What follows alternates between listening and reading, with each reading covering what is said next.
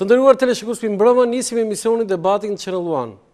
Amerika e ka për detyrë të pranojë thirrjen e shqiptarëve të cilët kërkojnë ndihmë, një lloj si kapiteni anijes e ka për detyrë të i përgjigjet sinjalit SOS dhe t'i ofrojë ndihmë anijes që po mbytet.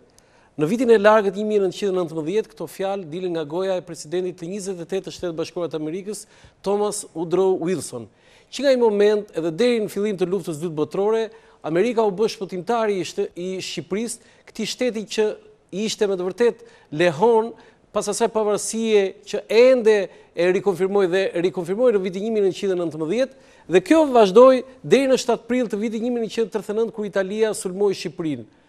Por kemi edhe një problem tjetër në marrëdhëniet e Shtetit Bashkuar të Amerikës me Shqipërinë, me vendosjen dhe instalimin e komunizmit, për gati 50 vjet Shqipëria e ndërpreu marrëdhëniet me Shtetet Bashkuara të Amerikës. Duhet vinte viti 1990 kur rrëzimi i sistemit komunist solli dhe rivendosjen e këtyre marrëdhënieve. Nga ai moment dhe deri më sot ku i dërguari Chris Hill, diplomati amerikan Chris Hill, erdhi në Tiranë dhe deri më sot marrëdhëniet e Shtetit Bashkuar të Amerikës me Shqipërinë janë të shkëlqyera.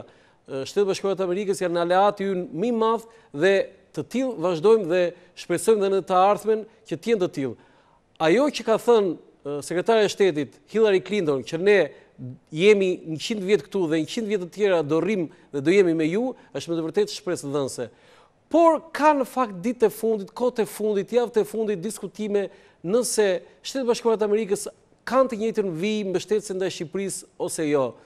Kjo ka ardhur dhe për shkak të ndryshimeve që kanë ndodhur në Shtetet Bashkuara të Amerikës. Por për të sqaruar pikërisht këto marrëdhënie dhe aktualitetin e tyre, unë ka ftuar sot numri 1 të diplomacisë shqiptare në Shtetet Bashkuara të Amerikës, një personalitet të diplomacisë është ambasadorja Floreta Luli Faber. Mirë se erdhe dhe kënaqësi që ju kam në studio. Mirëmbrëma. Faleminderit shumë që më keni ftuar sonte dhe më dhat mundësi të bëjmë këtë bisedë. Shkrejtësia juaj është nder dhe respekt për mua që t'ju kem ju për shumë arsye, për arsye parë madhore natyrisht është që ju përfaqësoni Shqipërinë në vendin më të madh në botë, më të pushtetshëm në botë, por edhe vendin më të dashur që kemi ne për Shtetet Bashkuara të Amerikës. Si është të përfaqësosh Shqipërinë në Shtetet Bashkuara të Amerikës? Mund t'ikesh si turist atje, mund të studiosh atje, mund edhe të jetosh atje, po të përfaqësosh Shqipërinë atje, si është? Në fakt është një detyrë dhe një përgjegjësi e madhe, të cilën unë e kam marrë përsipër me një dëshirë dhe me një kënaqësi në vitin 2015, ndoshta duke qenë që më përpara e kisha parë Shtetet e Bashkuara të Amerikës, siç thatë edhe ju, në të gjitha dimensionet. E kisha parë si studente, si vizitore, në vizita të shumta pune, dhe ky ishte niveli më i lartë i asaj që unë mund të jepja në bashkëpunimin mes këtyre vendeve, kështu që kur më ofrua kjo mundësi, e kuptova që nuk ishte e lehtë, por kuptova patjetër dhe rëndësinë e kësaj detyre, për dy arsye, siç thatë juve, për arsye se Shtetet e Bashkuara të Amerikës kanë luajtur një rol të jashtëzakonshëm në historinë e Shqipërisë, sidomos të shekullit fundit, por edhe për arsye se Shqipëria e ka parë gjithmonë Shtetet e Bashkuara si një aleatin më të madh, si mbështetësin kryesor në të gjitha shndrimet e saj demokratike, politikën e saj të jashtme. Unë kur mora detyrën sapo ishte nënshkruar marrëveshja e partneritetit strategjik, ku ishin vendosur gjitha piketat e zgjerimit të këtyre marrëdhënieve, kështu që ishte një moment shumë interesant kur fillova. Unë kam filluar detyrën me njëherë pas vizitës ministrit jashtëm në takim me sekretarin John Kerry në atë kohë, kur unë nënshkrua kjo marrëveshje. Dhe pika kryesore, qëllimi kryesor i kësaj marrëveshje i dypalshëm ishte rritja e marrëdhënieve mes dy vendeve dhe zgjerimi i këtyre marrëdhënieve, gjë që ka ndodhur ashtu siç u planifikua, do thosha, gjatë kësaj periudhe. Është shumë dimensionale kjo lloj marrëdhënie mes Shqipërisë dhe Shteteve të Bashkuara, të paktën nga këndvështrimi i punës së përditshme që bëj unë dhe fokusit të punës së qeverisë shqiptare në pjesën e marrëdhënieve ndërkombëtare dhe në fushën e politikës jashtme.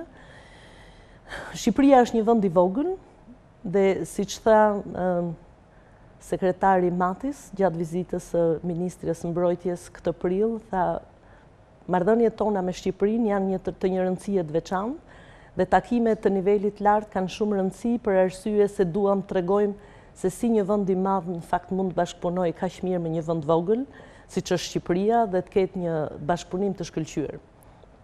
Shqipëria në vitet që në fillim të këtij shekulli ka patur një marrëdhënie të veçantë me Shtetet e Bashkuara të Amerikës, pikërisht për mbështetjen e madhe që, siç e përmendët juve, ka dhënë presidenti Wilson në njohjen e Shqipërisë, por që në fund të shekullit kaluar të vitet 1890 janë gjurmët e para kur shqiptarët kanë arritur në Shtetet e Bashkuara të Amerikës. Kol Kristofori.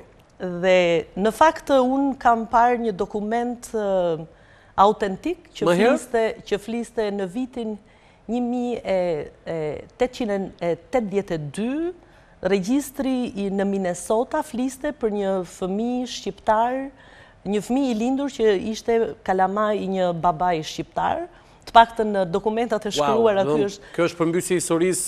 Dokumenti më i vjetër që unë e kam parë, e kam ndarë diku në një nga Twitterat e mia, por sidomos në fillim të shekullit kaluar ka patur një lëvizje shumë të madhe të emigracionit, por duke pas viteve 90, në vitin 91, në fakt me vendosjen e marrëdhënieve diplomatike, Shtetet e Bashkuara kanë qenë jo vetëm aleati, por deri, do thoja, edhe udhëheqësi kryesor për gjitha drejtimin e zhvillimeve demokratike në Shqipëri, kanë mbështetur dhe kanë ndihmuar zhvillimin të gjitha hallkat e ekonomisë tregut, demokracisë, fjalës lirë, ngritjes institucioneve shqiptare.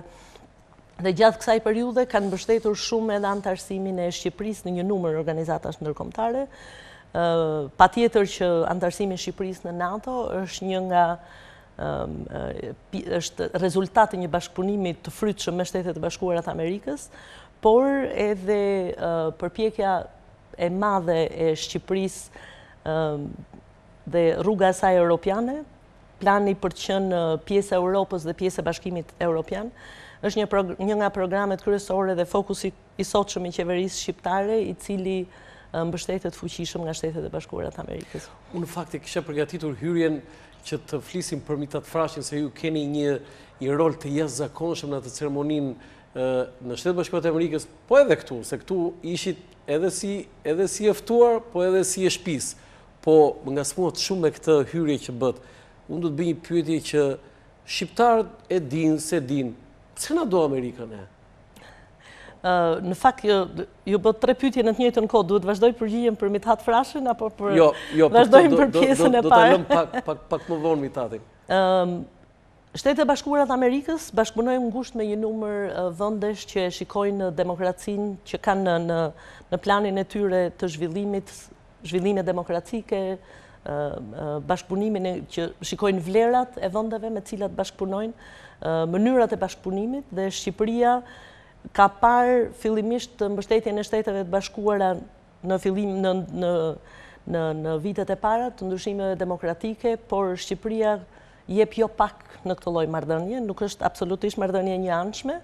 Nëse fillimet e para neve kemi patur jashtëzakonisht nevojë për mbështetjen e tyre, sot Shqipëria ka një rol të veçantë për sa i takon paqes dhe sigurisë, për sa i takon sidomos stabilitetit dhe sigurisë në rajon. Ja kemi kthyer Amerikës atë investim të saj për konsolidimin e shtetit?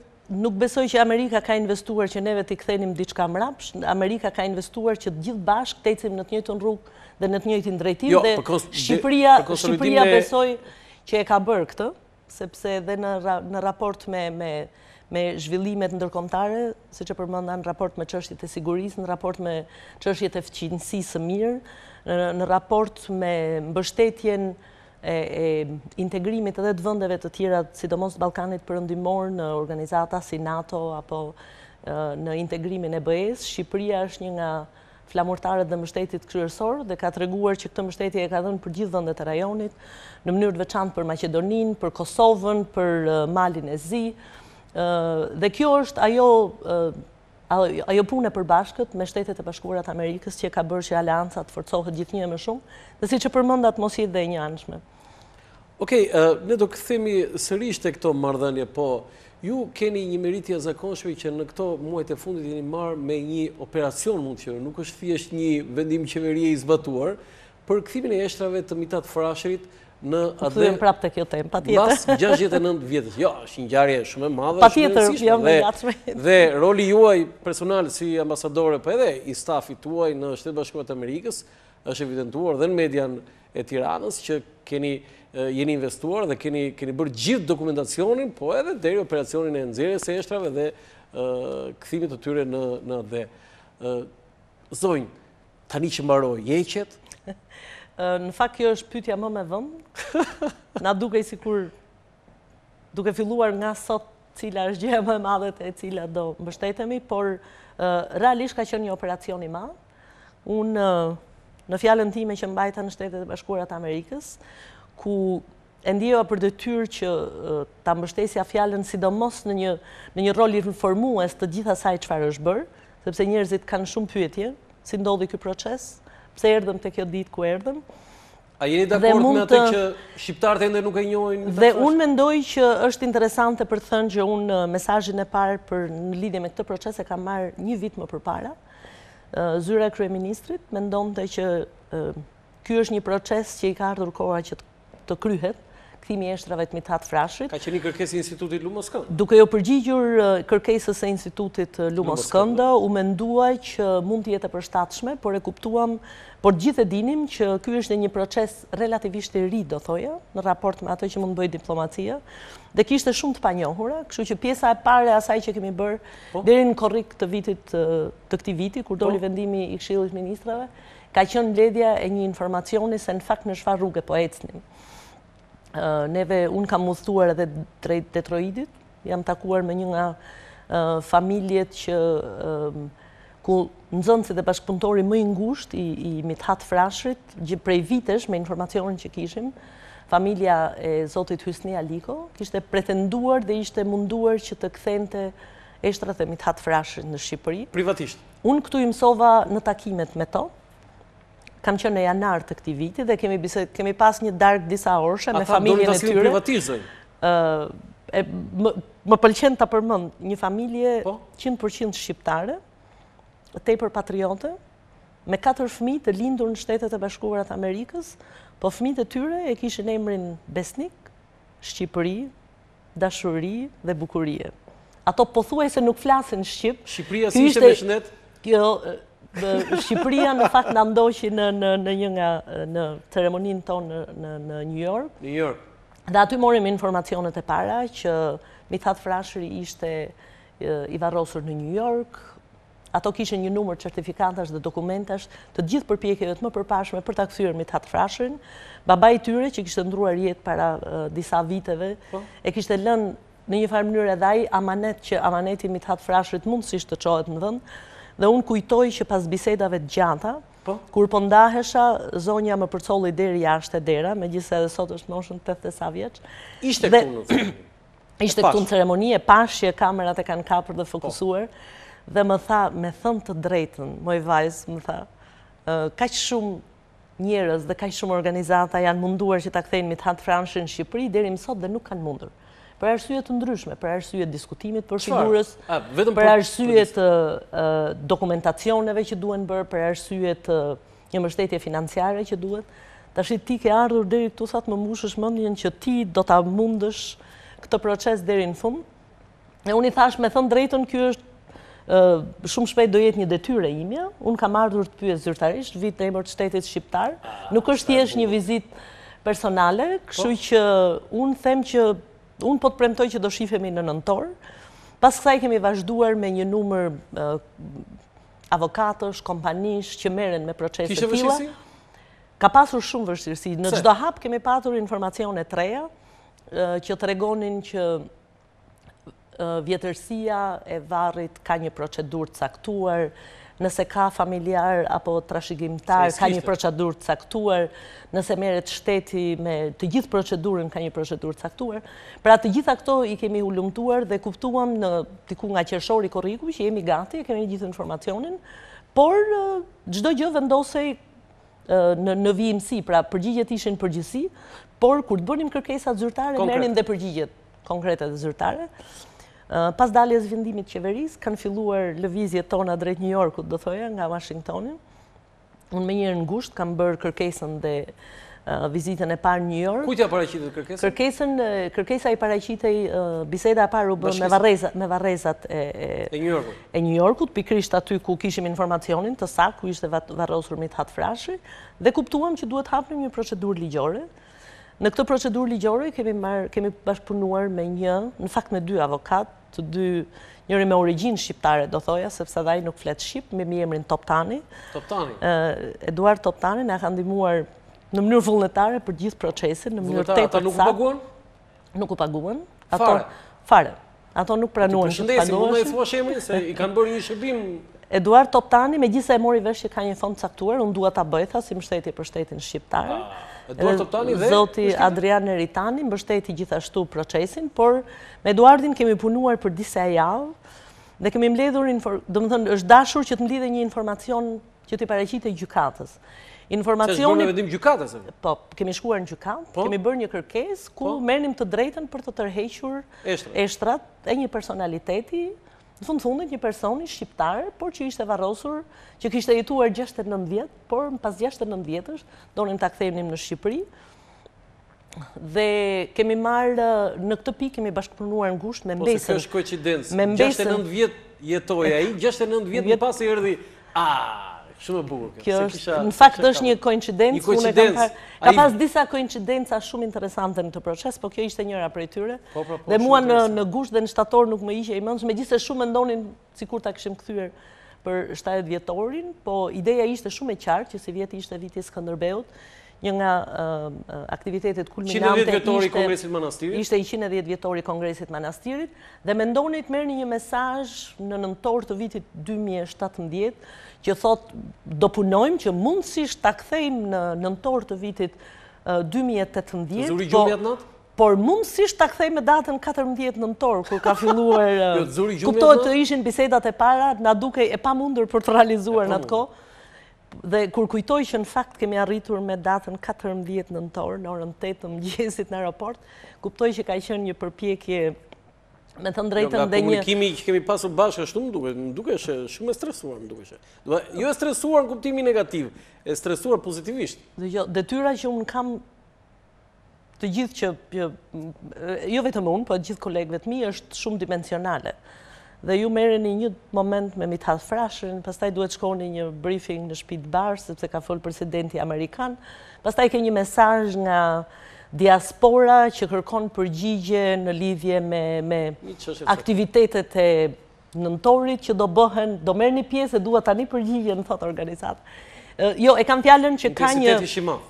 Intensiteti është i madh, unë shpesh them dita në Amerika 28 orë, dhe secila mban peshën e vet. Secila mban peshën e vet. Me thënë drejtën edhe këtu pak kohë më ngelet edhe për të takuar njerëzit që dua edhe jo, po them sa ja shikoj shqiptarëve këtu pa. Por që unë personalisht kam punuar me të njëjtin intensitet për shumë vite, por përgjegjësimeria detyrës është e pakrahasueshme me atë që kam bërë përpara. Kishte një moment dhe do doja ta përmbledh pjesën e procedurës, pra neve kemi punuar me procedurat ligjore dhe do thoja avokati ishte jashtëzakonshëm, kemi nxjerrë në kohë rekord më të shkurtër të mundshme vendimin e gjyqit. Pati probleme vendimi?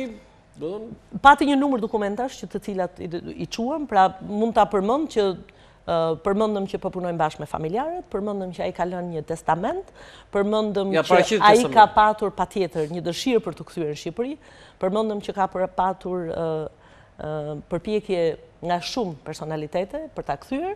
Gjithashtu çfarë ishte e rëndësishme, bëm një përmbledhje të figurës Mithat Frashit, pse është e rëndësishme që ai të kthehet në Shqipëri.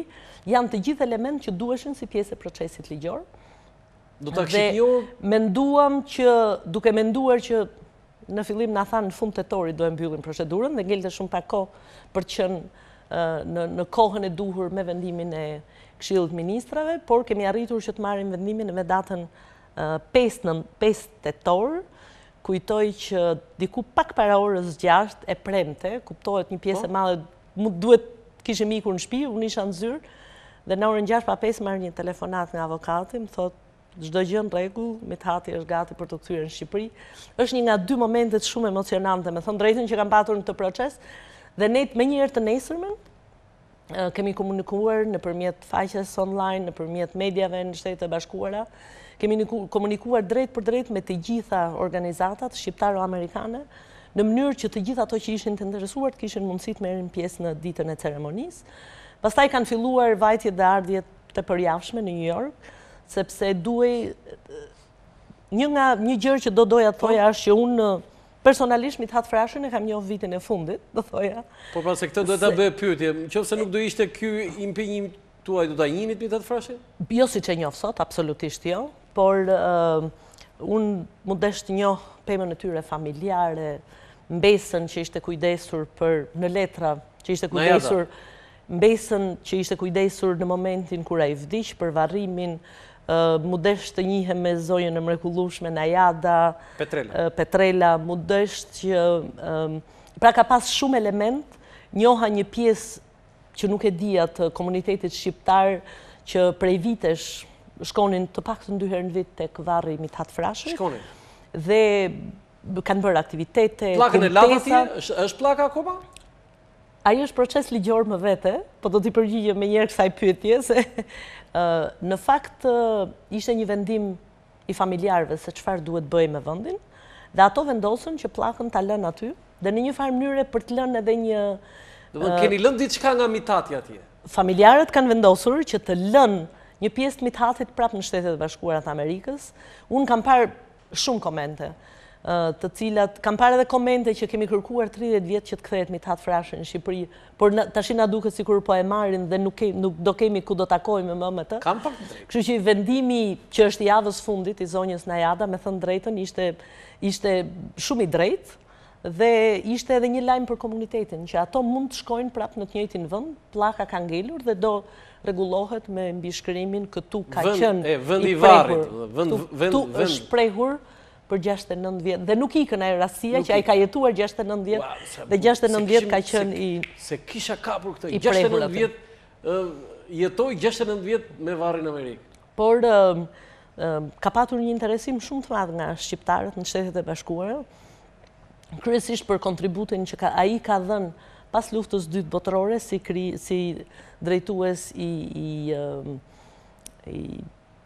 asaj që quhet Shqipëria e Lirë, Komiteti Shqipëria e Lirë, dhe ai dhe mendohet që ka qenë një nga përpjekjet e para. Qeveria hije, jo qeveria diell, siç është Edi Rama. Kështu tha kryeministri. Që ai ka patur një përpjekje që në atë kohë për të përmbysur komunizmin dhe një pjesë e mirë e diasporës e vlerëson për këtë arsye, dhe me të thënë drejtën kemi pas një përfshirje shumë të madhe, kemi munduar që të kontaktojmë pa përjashtim, ato që kanë dashur, ato që kanë menduar që ndoshta nuk do i ftojmë, apo që ka patur komente që mund të bëhen dallime. Kjo për arsyeën e thjeshtë, sepse Mithat Frashi ato që kërkonte në fakt, nga sa u mundova të lexoj rreth tij, ka kërkuar shumë bashkimin kombëtar dhe më ka pëlqyer shumë kur në një nga shkrimet pas aktivitetit që bëm në New York, në një do thosha një antar të diasporës shumë i nderuar, por i shprehur i djathtë, të shkruante që më pëlqen që shikoj një përpjekje të kësaj qeverie të shtetit shqiptar me këtë aktivitet dhe mënyrën se si e zhvilloi, duket qartazi që kërkon një unitet kombëtar. Zonë, tashmë ju thatë që e njihni shumë mirë figurën e tij dhe kjo është normale, se unë e kam thënë dhe një emision të posaçëm special përpara jush, kisha një emision special kushtuar figurës së Mithat Frashit. As zysha e letësisë nuk na e thoshte që lumës këndo është Mithat Frashi dhe në një farë mënyrë, domethënë kam qenë shumë i mërzitur me zyshën e letësisë dhe si mua besoj shumë shqiptar të tjerë. Tashmë që e njihni figurën e tij, për ju çfarë dimensioni ka pasur figura e tij? Unë mendoj në fakt që mua nuk më takon që t'jap komente për figurën e Mithat Frashit, në kuptimin që unë jam diplomate, por nuk jam as historiane, as studiuese. Kam dëgjuar gjitha komentet, kuptoj që ai ka dhënë një kontribut shumë më të madh se sa neve gjithë. Ja, kjo ceremonia në Shtetet Bashkuara të Amerikës. Kjo është një pjesë e ceremonisë në Shtetet Bashkuara të Amerikës. Shumë interesante, shumë serioze. Këto janë policë të policisë New Yorkut, Policia e New Yorkut, të cilët i kërkuam zyrtarisht. Që erdhën dhe këtu, dy. të cilët nuk janë të njëjtit persona, por neve I kërkuam zyrtarisht që të merrin pjesë në ceremoninë tonë, dhe për si element veçantë ceremonisë kërkuam dhe që ato të ishin gjithë shqiptarë. Ata janë shqiptarë. Dhe neve një pjesë... Edhe njerë ju lutem regjia pjesën e momentit të policëve. Do thënë një pjesë të mirë vetëm nga fundi aktivitetit e morën vesh, që këto janë gjithë shqiptarë. Amerikanë, me origjinë. Si pjesë e policisë New Yorkut ka rreth 200 shqiptarë që punojnë për policinë e New Yorkut. Ose e bukur. Dhe neve thamë me që ram dakord, a ka mundësi që se do kishte shumë vlerë për neve që këto të gjithë të ishin, pra janë shqiptarë amerikanë, bile 2 prej tyre pothuajse nuk flisnin shqip, por këtu e kishte emrin Dalipi, kujtoj njërin prej tyre, ishte mbi emri. Prandaj them që jemi munduar që të gjithë elementet e ceremonisë të kishin vlerën dhe rëndësinë e Zoj, po duhur. këtu 2 policat që ishin amerikanë, që ishin dhe ceremonia dhe kodrat e liçenit, ishin 2 amerikanë. Nuk e pash si kanë emrat. Këto që erdhën. Jo, si pash emrat, po, jo thash nga kjo. Është pjesë, po, janë pjesë, ato janë marincat të ambasadës amerikane. A janë marincat të ambasadës, po. Zonj, ajo që më ka bërë më shumë përshtypje ishte që një pjesë e madhe njerëzve e mirëpritën këtë ardhje, përpara se sa folder më ka hapur për të pyetur tani, a tha kush faleminderit zonjë që bët të mundur këtë operacion? Nga kush? Sepse unë kam marrë, jo, për këtë pyes në juve, se në fakt me thënë drejtën ne kemi marrë falenderimet pa numërta. Jo, faleminderit zyrtare, thënë. Patjetër, ishim në ceremoni, na u tha zyrtarisht në përpara të gjithë atyre që morën pjesë, një falenderim I veçantë për ambasadën që ka bërë gjithë këtë punë në emër të shtetit shqiptar. Tash unë bashkë me 2 diplomat në ambasadë, 2 diplomat shkëlqyer, do thoya. Cilit janë ata? Mund t'ja themi emrat? Po, mund t'ja themi emrat. Domethënë, vetëm me to kam punuar për të gjithë aktivitetin që është bërë në New York dhe them duke përfshirë procedurat ligjore, elementet e logjistike, ndoshta edhe vizuale, por aty në aktivitet duat përmend që është dhënë një film që unë nuk e di nëse është bërë akoma publik apo është online, një film I përgatitur nga Saimir Kumbaro dhe Uran Butka. Është një dokumentar. Është gati 1 orë, po. Është një film dokumentar, po ka një informacion të jashtëzakonshëm dhe përfshin të gjithë jetën e Mithat Frashit. Çfarë është e rëndësishme në atë film është se duke folur për gjithë përfshirjen e Mithat Frashit, në fakt, në atë film flet për gjithë historinë e Shqipërisë deri pas luftës 2 botërore. Po, sepse e tillë ishte jeta e tij. Është shumë interesante për të parë në çfarë mënyre ai është përfshirë në kaq shumë pjesë të rëndësishme të historisë që nga Të lutem mund të thosë emrat atyre diplomatëve se po patjetër se nuk harroj. Nuk harroj. Diplomati Armand Shandro, që është diplomati vjetër. Se shefja I harron varësit, është normale kjo. Nuk e pranoj këtë asnjëherë. Jo, mund t'i harroj. Zonja Etlevadore, e veçantë atyre se ato kanë vetëm këtë verë kanë filluar punë me ambasadën. Unë kam punuar gjatë me konsulën, zonjën Najada, edhe ajo quhet që punon konsulën në New York. Me të kam punuar gjatë gjithë periudhës mbledhjes informacionit dhe përgatitjeve, Najada Sojli, dhe unë fakt kam shkruar një mesazh, po me që më pyetët, kam shkruar një mesazh shumë të gjatë, ishte mesazhi I parë që kam shkruar rrugës, pasi unë nisa nga New Yorku për të ardhur në Shqipëri, falenderimi për punën që kishte bërë secili prej tyre. Nuk është mesazh publik, por është mesazh I shkruar dhe besoj që I vlen punës në grup dhe punës përditshme që bëjnë në ambasadë. Të gjithë drejtuesit nuk punojnë dot, por nuk patën një staf të mirë që I mbështet. Ju përmenda pak më përpara kishte një moment tjetër interesant, do thoja, sidomos në momentin e kthimit të eshtrave të Mithat Frashit, si pjesë e procedurës, siç e nisëm nga fillimi, duhej një person që e shoqëronte dhe e merrte në dorëzim kur të vinte në Shqipëri eshtrat e tij, siç bëhet për transferimin e të gjithë trupave të pajet dhe të eshtrave në këtë rast. Kështu që në fillim u përcaktua, ishte përcaktuar dhe me vendimet ligjore, që unë do isha personi që do e shoqëroja në Shqipëri. Kështu që unë kam qenë I vetmi person fakt që e shoqërova që nga momenti kur kemi hypur në avion në New York, derisa arritëm dje në Tiranë. Dhe një moment ishte kisha punuar 1 vit dhe në atë moment prapë më bëri përshtypje në çdo hap pyesja që a është në rregull transferimi, a është hypur në avion, a ka zbritur. Por momenti I parë, takova menaxherin e linjës ajrore dhe I thash dua të pyes nëse personi, domethënë nëse eshtrat kanë hyrë në avion, dhe më pyeti për identitetin tim, I thash për të kontrolluar nëse unë kisha drejt pyesja për këto, dhe më tha, I ndjeri si quhet? Në atë moment mu desh thoja që kë po shoqëroni, më tha, kush është I ndjeri? I thash Mithat Frashëri, dhe në moment kur e përmenda emrin e kuptova që në fakt ky është një veprim jo I vogël. Domethënë kisha punuar gjatë, po ky ishte ai momenti kur neve hypëm në avion dhe do vinim. Në qoftë se përmendet shpesh që dhe kjo ka qenë një përpjekje e madhe, sidomos e shqiptarëve të Shteteve të Bashkuara të Amerikës, që ka qenë amaneti I tij për të kthyer në Shqipëri, qoftë në një moment caktuar ai të gjithë veprat që ka bërë, të gjithë librarinë e tij, të gjithë të ardhurat në para I ka lënë me mendimin për të shërbyer Shqipërisë, por ka lënë dhe një amanet që dua që të prehem në Shqipëri. Kam përshtypjen kjo ka qenë indicia e fortë pse ata amaneti që do të prehë Shqipëri, kush e kishte? Është dokument zyrtar, është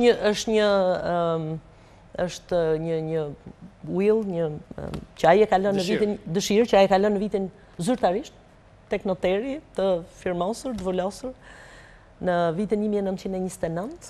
Është pjesë e dokumentacionit zyrtar që kemi përdorur për kthimin e tij. Prandaj e njoh mirë si dokument. Dhe kuptoj që në fakt në fundit unë e kam thënë, ndoshta duket në mënyrë figurative, por shqiptarët janë përmendur shpesh që janë të shquar për të çuar në amanet, në fund amanetet e lëna, dhe kam përshtypjen që kjo ka qenë një prej tyre. Kështu që kjo e bënte I shtonte detyrën dhe një dimension tjetër. Ju përpëndjes për ndërprerje publicitare në këtë moment, publicitet kthehemi sërish.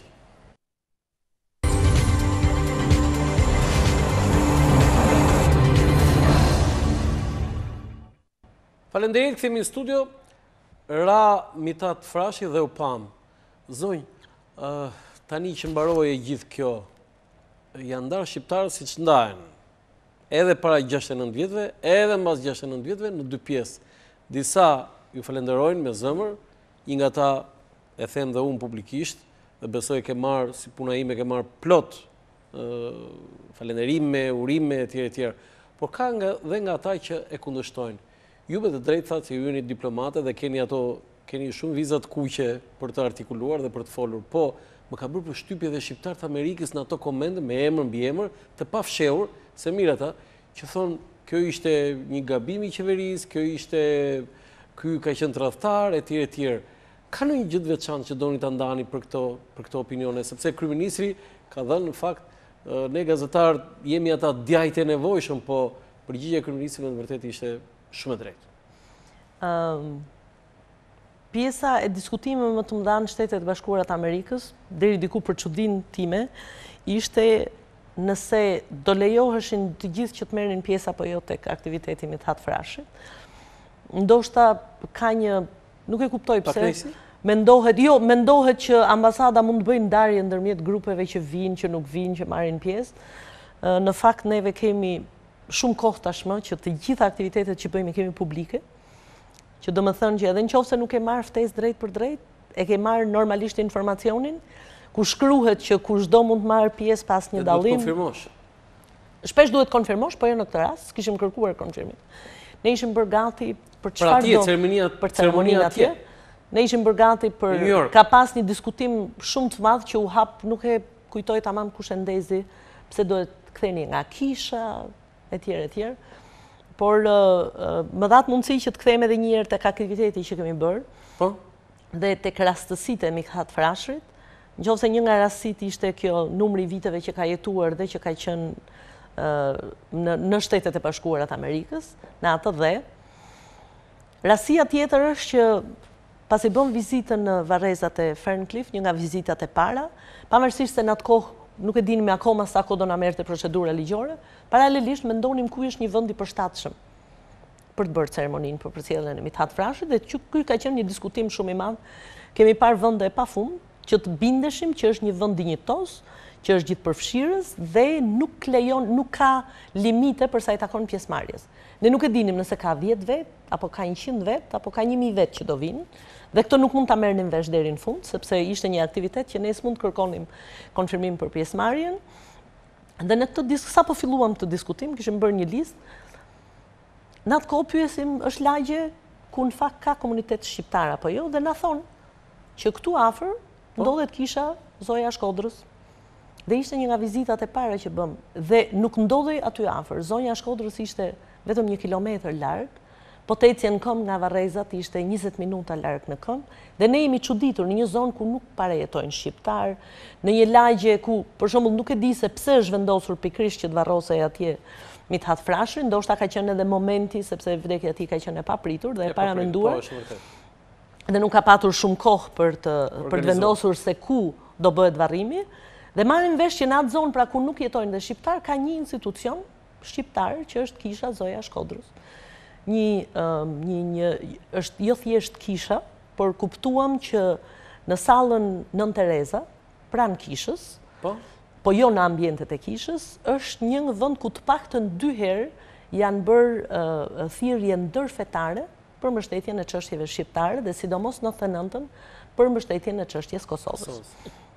Si shumë institucione edhe fetare në Shtetet e Bashkuara, ato shërbejnë si shkolla, si mbledhje për komunitetin, por është shumë e qëndësishme dhe kryesore për gjithë këto qendra, që ato të kenë mundësi që të mbledhin komunitetin pa patur dallim se të çfarë feje janë në një pjesë madhe të aktiviteteve të tyre. Kjo është e rëndësishme. Është shumë e rëndësishme, dhe unë dua të them që unë personalisht kam marrë në telefon të gjitha palët e interesuara për të pyetur nëse janë dakord që neve aktivitetin ta bëjmë aty. Duke filluar nga dervishi në Detroit, nëse nga ana fetare do ishim dakord, kam pyetur të parin Prishtin, pastaj kemi pyetur... Mitati ka qenë Bektashi? Duke qenë Bektashi, kemi filluar prej tyre, kam pyetur familjen Aliko, kam pyetur mbesën e vet, kuptohet, kam pyetur qeverinë shqiptare, dhe gjithë ideja ishte që ne të mos ndjehemi se po bëjmë një aktivitetin në një vend ku në fakt kemi përjashtuar një vend tjetër, dhe kuptuam që qendra Nën Tereza, duke u nisur dhe nga emri që ka, ishte një pikë shumë e rëndësishme për komunitetin shqiptar. Dhe kjo është arsye pse u bën në Kishë. Dhe kjo është arsyeja se pse u bë atje. Sepse fillimisht menduam, ka pasur, ky ka qenë një nga debatet, sepse ju më pyetët për debatet që janë hapur në këtë pikë, ky ka qenë një nga debatet shumë të mëdha që është bërë në online në Shtetet e Bashkuara të Amerikës mes komunitetit shqiptar. Ne kemi sa debate tjera këtej nga Tirana. Në këtë moment përgjigjem më shumë për debatet që janë bërë atje dhe pjesa tjetër ka qenë gjithë përfshirja, por jam shumë e qetë që nuk kam patur, kur them absolutisht asnjë kontestim apo person që mund vitë më thoj mua s'më keni ftuar, për faktin se neve e kemi lënë shumë të hapur për gjithë komunitetin, por edhe ftesat drejt për drejt kanë qenë absolutisht drejt çdo personi, të cilët në mënyra të ndryshme në Facebook, në aktivitetet e mëparshme ka treguar një interes sa do të vogël për të qenë pranë Mithat Frashërit. Po ata që kundërshtonin figurën e tij, që duhet sjell, e cilësuan tradhtar, e cilësuan kolaboracionist. Ju thoni në Shtetet e Bashkuara të Amerikës. Shtetet e Bashkuara të Amerikës jo, edhe atje kishte. Jo, ka patur, domethënë aty unë nuk e kam ndeshur me thënë drejtën, këtë nuk di që të kem patur. Me emër mbi emër kam lexuar disa që më kanë Ndoshta, nuk marr përsipër që i kam lexuar të gjithë, por Mithati nuk është e përmendi kryeministri dje, duhet fillojmë ta heqim pak baltën për gjithë atë kontribut që ka dhënë në Shqipëri. Unë jam pjesë e një numri të madh të familjeve shqiptare që Xhaxha im ka qenë dëshmor në luftën e dytë nacionale çlirimtare, megjithëse ndoshta pak njerëz e dinë dhe kanë qenë njerëz që kanë dhënë kontribut të madh gjatë luftës dytë botërore. Dhe një pjesë e madhe e tyre kanë qenë ato që kanë menduar në fakt sa duhet kthehet Mithat Frashëri në Shqipëri për këto arsye. Neve kemi për detyrë që gjërat t'i shohim gjithmonë në dinamikë dhe në avancim. Unë personalisht kam lexuar shumë për Mithat Frashërin. Një pjesë e thatë ju shumë mirë, pra ka qenë ai Lumos Kondo të cilët neve shumë vonë kemi marrë vesh që është Mithat Frashëri. Dhe flasim për një figurë që në vitin 1898, pra ky shqiptar, dinte 5 gjuhë të huaja, i ka dhënë kaq shumë gjuhës shqipe, i ka dhënë kaq shumë publicistikës, është firmosësi i deklaratës pavarësisë, ka folë në emër të Shqipërisë në konferencën e paqes, po pra aty kur janë vënë edhe themelet e alfabetit shqip, dhe arsyeja pse pikërisht në këtë moment është për arsye të 110 vjetorit të Kongresit Manastirit, ka përfaqësuar Shqipërinë si diplomat dhe thelbi i asaj që ai është munduar që të bëjë është bashkimi kombëtar, bashkimi i shqiptarëve. Jemi munduar të shohim anën pozitive të tij dhe besoj që ai është një nga figurat që meriton të studiohet gjatë. Nëse është kthyer në këtë diskutim, është kthyer pikërisht sepse ka çat flitet për të. Kur dëgjova për të parë ndonjërin dikë që ai është tradhtar, ç'më ndodh? Thash, unë nuk e kam dëgjuar drejt për drejt këtë. Keni këmbgulur shumë te kjo pyetje dhe unë jam përgjigjur me të gjitha informacionet që kam patur, sepse mendoj që thash nëse është hapur debat, sepse debati nuk është i njanshëm. Domethënë në të dy anët e debatit ka patur shumë arsye për të folur për debatin, por mendoj që është mirë që neve në fundit nuk jemi nisur thjesht, besoj që nuk është parë thjesht për të kthyer Mithat Frashërin, por për të kthyer të gjithë kontributin e tij në historinë shqiptare dhe të gjitha ato që përmenda më parë. Keni një vlerësim për momentin kur ai ishte diplomat dhe ju jeni vetë diplomate, ka qenë ambasadori i Shqipërisë në Greqi? Ai ka shërbyer diplomacisë shqiptare të atyre viteve dhe është një nga pak diplomat që i ka shërbyer. Madje ishte edhe kandidat për qenë ambasador në Washington, se la shqiptari tjetër Fajkonica. Sipas dokumentave historike, po, e përmenda, unë nuk jam studiuse, nuk jam historiane. Sot për sot jam ambasadore, por kryesisht jam marrë gjithmonë me zhvillimin e marrëdhënieve ekonomike të Shqipërisë dhe kuptoj që ka dhënë një kontribut Mithat Frashëri në diplomaci, duke qenë dhe përfaqësuesi i qeverisë shqiptare në atë kohë, por në të njëjtën kohë edhe Vatra e ka emëruar si përfaqësues në konferencën e paqes dhe këto janë të gjitha kontribute për cilët njerëzit kanë folur shumë. E përmenda pak më parë filmi që u dha në New York, që unë personalisht dokumentari e shikoja për herë të parë, të jep një dimension të ri që duke folur për të gjitha ato çfarë ka bërë Mithat Frashëri, në fakt kalon të gjitha fazat e historisë Shqipërisë të viteve 20 dhe 30 dhe kjo në fakt të ngjall interes. Kjo na ka bërë gjithëve që të lexojmë më shumë, të kuptojmë më shumë dhe besoj që këto janë arsye pse duhet të fillojmë dhe të heqim gjithnjë më shumë nga Për ta mbyllur këtë mitatizmin e kësaj kohe, kam një pyetje, atje në Amerikë ndodhet një personalitet akoma më i lartë se sa Mithat Frashëri, po që s'na e kanë dhënë ata shqiptarët e Amerikës, Fanoli. Kuj nuk e kanë dhënë? Ti pa marrë veten mirë me sjelljen e eshtrave të Mithatit, një gazetar të pyet, a do sillni eshtrat e Fanolit në Shqipëri? Unë nuk mundova të jem e qartë që vendimi është i qeverisë shqiptare, ka qenë drejt për drejt në kujdesin e kryeministrit, kthimi i Mithat Frashërit, ka pas një mbështetje dhe një përputhje me të gjitha idetë që ne kemi patur me familjarët e tij. Përmenda që është jashtë të gjitha diskutimeve për dëshirën, është një proces ligjor, është një proces që kërkon një numër shumë të madh dokumentacionesh. Këto vendime nuk më takojnë mua. Jo, thjesht mendimi juaj me që ai ishin figuri, personalitet. Por kuptoj që ky asnjë nga këto procese nuk është i lehtë. Dëgjoj që duhet të kthejmë të gjitha figurat. Këto janë procese që kërkojnë kohë, kërkojnë angazhim, kërkojnë mbështetje financiare, kërkojnë bashkëpunim. A do ja vlen një inicim, një operacion tjetër për kthimin e eshtrave të Fanolit?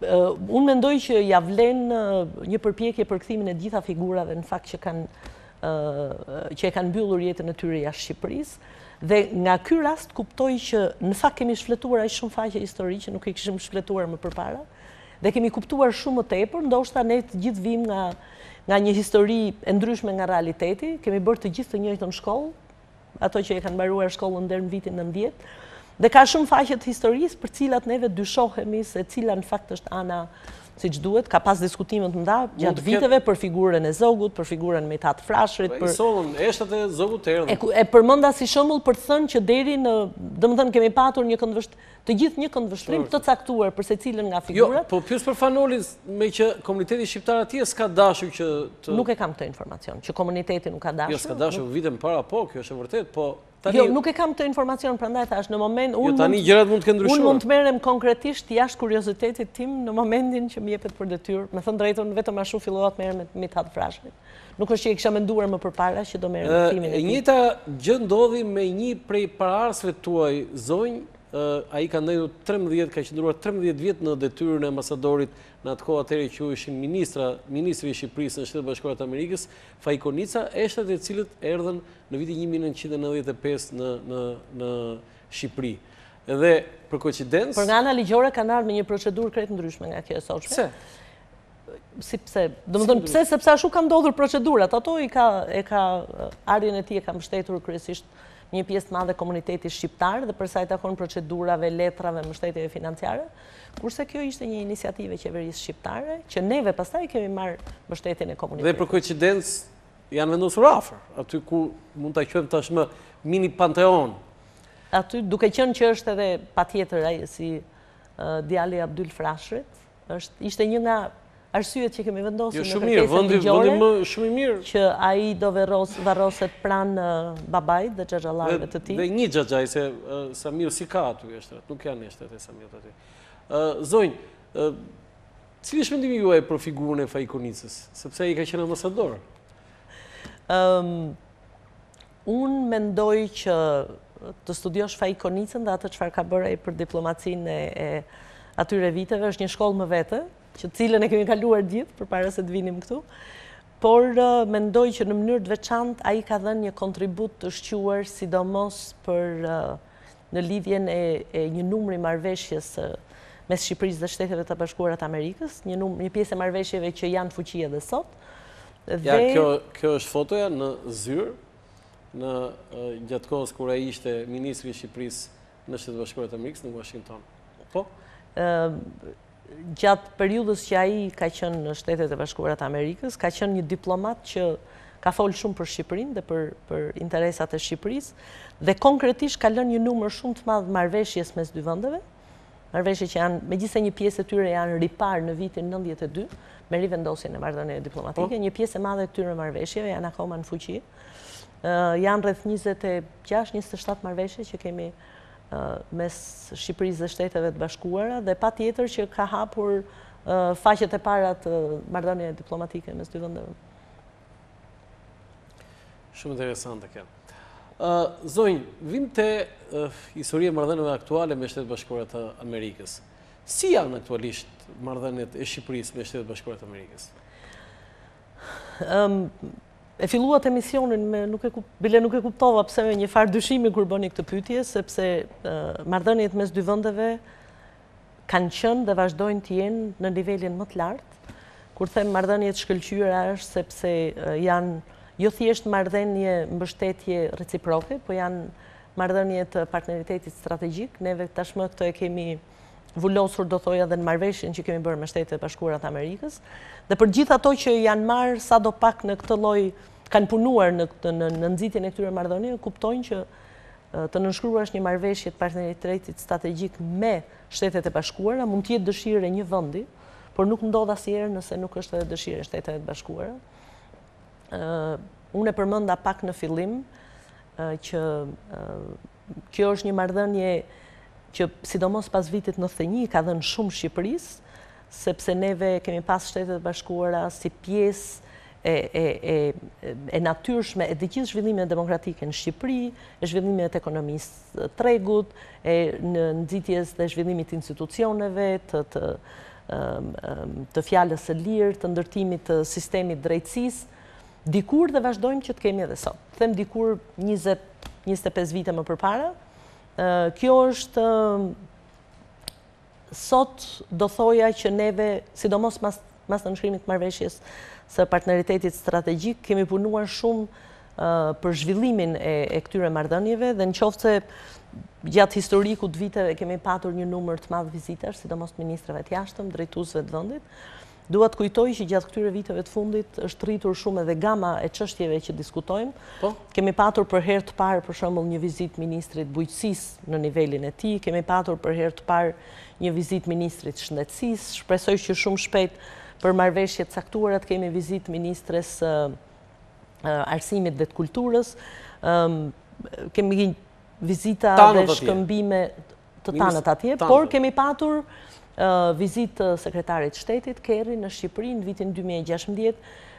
Patjetër që highlighti gjithë këtyre vizitave ka qenë vizita e kryeministrit Rama në Shtëpitë e Bardhë, në takim me presidentin Obama. Mos më pyesni për atë takim se do rrim shumë gjatë përsëri. Ka qenë shumë frutëdhënës dhe shumë interesant. Kemi patur një numër senatorësh dhe kongresmenësh që kanë vizituar Shqipërinë. gjatë viteve të fundit dhe të gjitha këto vizita shpesh në pjesën e marrëdhënieve diplomatike ose në pjesën më të madhe, në zhvillimin e marrëdhënieve diplomatike, gjërat nuk ndodhin sot për sot. Sot ndodhin gjërat sot, për ndoshta për 10 vjeçarin e ardhshëm. Në qoftë se sjell në Shqipëri 5 senatorë amerikanë, apo 7 që kanë vizituar Shqipërinë vitin e kaluar, domethënë të sjellësh në Shqipëri 7% senatit amerikan dhe kjo nuk është pak. Unë si pjesë e punës mundohem që t'i takoj absolutisht gjithë përpara se të vizitojnë Shqipërinë dhe pasi ato kthehen nga vizita. Një pjesë të tyre i kam shoqëruar dhe gjatë vizitave në Shqipëri, vjet në maj me një grup kongresmenësh, po ashtu në gush me grupin e senatorëve. Dhe kur i ndesh në fillim kupton që në pjesën më të madhe më vjen mirë sidomos kur vinë njerëz që kanë në fakt shumë pak informacion për Shqipërinë. Ato vinë dhe bëjnë pyetje nga më interesantet sepse neve kemi ndoshta gjithmonë idenë që ato kanë informacion të gjerë, dinë se ku është Shqipëria, dinë se me çfarë merremi, po secili ka fushën e vet të interesit, po ato shpesh nxiten për të bërë vizita dhe në vende, për shembull ato punojnë gjithmonë me Azinë ose me lindjen e mesme. Dhe ka një punë të brendshme që neve mundohemi të nxisim që të vizitojnë një nga rajonet me cilët ato s'kan punuar më përpara, siç është Shqipëria. Dhe është shumë pozitive kur shikon ndryshimin e tyre kur i takon pasi janë kthyer nga Shqipëria. Sepse kuptojnë që Shqipëria është një vend që ka vetëm 30 vjet demokraci, po ka ndryshime të jashtëzakonshme, shumë të nda.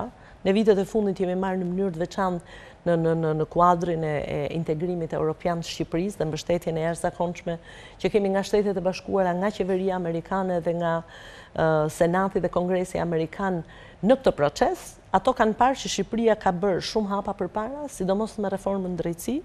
Ka qenë një nga gjërat që është vlerësuar dhe vlerësohet gjithnjë dhe më shumë. Dhe kuptojmë që roli i madh i Shqipërisë në raport me sigurinë, në raport me çështjet e sigurisë sot në rajon dhe në botë, kontributi i jashtëzakonshëm që neve japim me trupat paqëruajtëse, është një kontribut që nuk kalon pa u vënë re. Dhe ky është bashkëpunimi jonë i përditshëm. Sot është zgjeruar shumë numri i fushave në cilat kemi punuar, marrëveshjet që janë nënshkruar gjatë këtyre viteve dhe këto tjerat për cilat punojmë, e përmenda në fushën e arsimit dhe të kulturës. Ka një rritje shumë të madhe të shqiptarëve që vinë për programe disa mujore, disa javore apo dhe një vjeçare.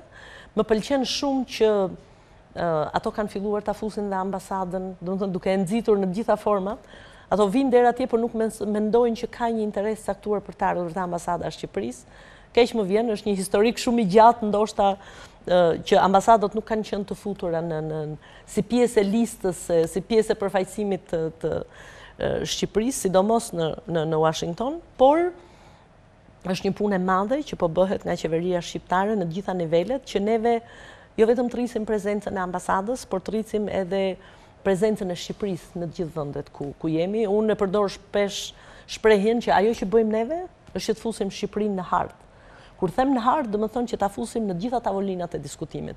Qofse flitet për rajonin, pa diskutim që Shqipëria është aty, qofse flitet për kontribute në letërsi, në art dhe kulturë, kemi shumë për çfarë flasim, duam që gjithmonë ta kemi Shqipërinë prezent. Por nëse edhe flitet për shkëmbime, rritjen e shkëmbimeve kulturore, për rritjen e shkëmbimeve në fushën e arsimit, për tërheqjen e kompanive amerikane, pse jo të kemi gjithnjë më shumë kompani dhe persona që janë të interesuar dhe i hedhin sy drejt Shqipërisë. Zonjë, nuk ishte vetëm ajo koincidencë që keni thënë këtu, ka dhe një koincidencë tjetër. Ju jeni e para femër ambasadore e Shqipërisë së Shtetet Bashkuara të Amerikës, dhe në tjetër kohë edhe Shtetet Bashkuara të Amerikës shumë shpejt përfaqësohen me një femër ambasadore në Tiranë, Kathleen Ann Kavalec, madje edhe Kosova. Dua të kujtoj që ato rastësit ishin për Mithat Frashën. Po, mbaruam me ato. Okej, kështu që kjo ka dhe rastësi të tjera për do të thonë edhe Amerika dhe Shqipëria, të dy përfaqësuesit i kanë gra, zonja të nderuara. Ja, kjo është diplomatja Kavalec që pritet të marrë detyrën në Tiranë. Ju e njihni këtë?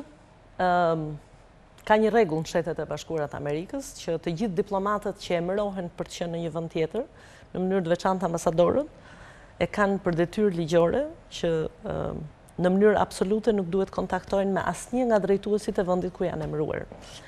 Kështu që nga momenti që zonja ka marrë detyrën nuk mund të takojë asnjë nivel të lartë apo përfaqësues shtetit shqiptar, jo vetëm kuptohet çdo person ambasador, çdo diplomat që caktohet ambasador në një vend tjetër. Kështu që jemi në këtë fazë. Është ligji i Shtetit Bashkuar të Amerikës.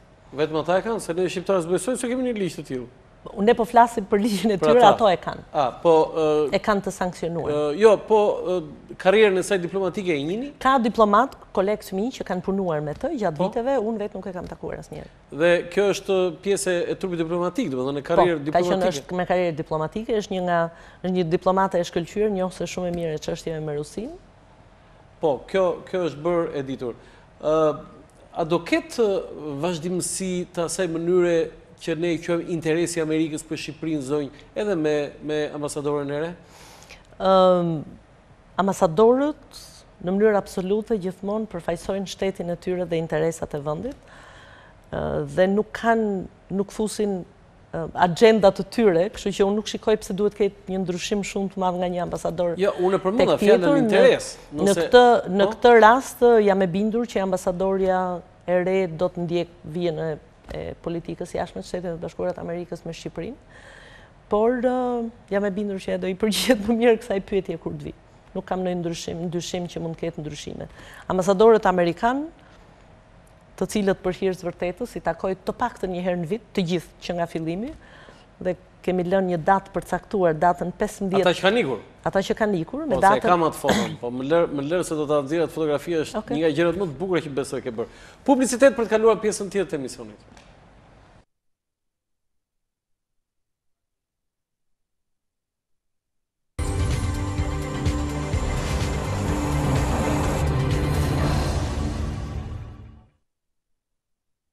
Faleminderit, kthehemi në studio, ndërkohë që unë do t'i drejtoj një pyetje pikërisht për gratë në diplomaci, i lutem regjiat bëj gati fotografitë që unë kam përgatitur për t'i komentuar me zonjën Faber. Zonja ambasadore, e thashë pak më lart, po kam ngul te kjo. Ka një domethënie të veçantë femrat në diplomaci se deri pak vitesh ishte po themi një profesion mashkullor, po themi, paktën për Shqipërinë. Nuk është se ambasadorët femra të Shqipërisë, po themi, kanë qenë të shumta, kanë qenë të rralla, dhe në për ambasada, ka pasur tek këtu në ambasadë në Spanjë, mos gaboj, ka pasur mos gaboj tjetër në Gjermani, por jo të nivelit më të lartë siç jeni ju në Shtetet Bashkuara të Amerikës. A ka kjo një domethënie? Në fakt unë mendoj që kjo është një pyetje pak maskiliste, sepse kur bëhen pyetje të tilla, gjithmonë më shkon mendja që mendohet që ka një dallim në punën që bëjnë gratë dhe burrat. Unë si mashkull që jam nuk mund ta bëj pyetje si femër, Mendoj që gjithmonë mendohet që gratë dhe burrat punojnë ndryshe. Në fakt edhe mund punojnë ndryshe, unë them që gratë janë shumë më tepër rezultative, një pjesë të madhe të punës që bëjnë. Mendoj që në punën e përditshme nuk shikoj ndonjë ndryshim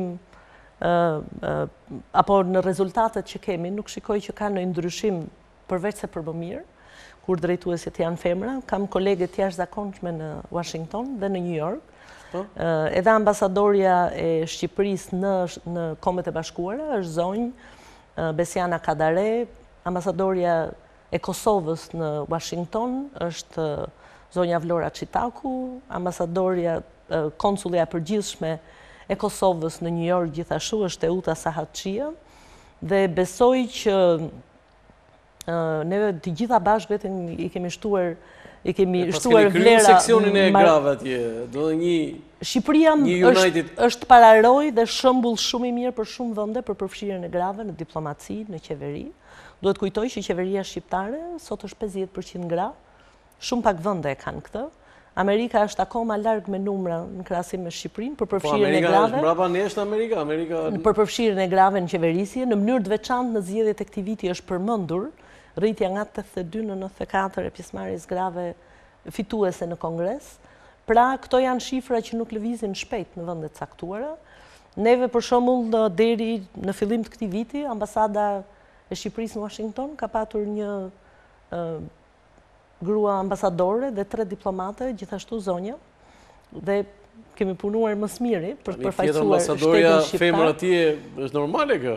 Por në fakt ishte një nga gjërat për cilët jemi krenuar në çdo diskutim për përfshirjen e grave, sepse gjithë diplomatët e Shqipërisë në Washington për një kohë të caktuar kanë qenë gjitha gra.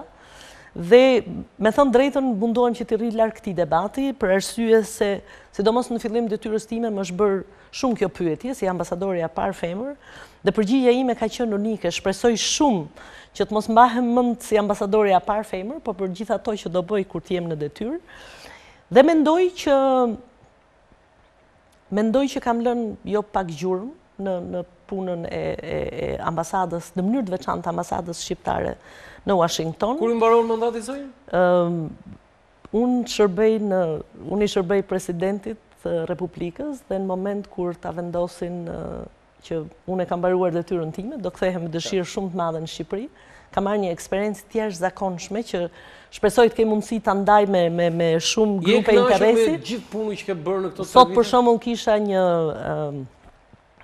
isha tepër e kënaqur, isha tek Universiteti Marin Barleti, ku kisha një leksion apo bisedë, do thoja, me studentët dhe pedagogët, dhe kuptoja nga gjitha pyetjet që u bën që në fakt kam shumë për të ndarë informacion, kam shumë për të ndarë eksperiencë, edhe qenia ime këtu sot është një pjesë e asaj që më pëlqen të ndaj me publikun, unë përgjithësi nuk dal në emisionet televizive, sepse mendoj që ka të tjerë që janë mund të kenë edhe informacione më të zgjeruara, por mendoj që ky është një moment që kemi shumë për të thënë, prandaj ishte mirë që të vija.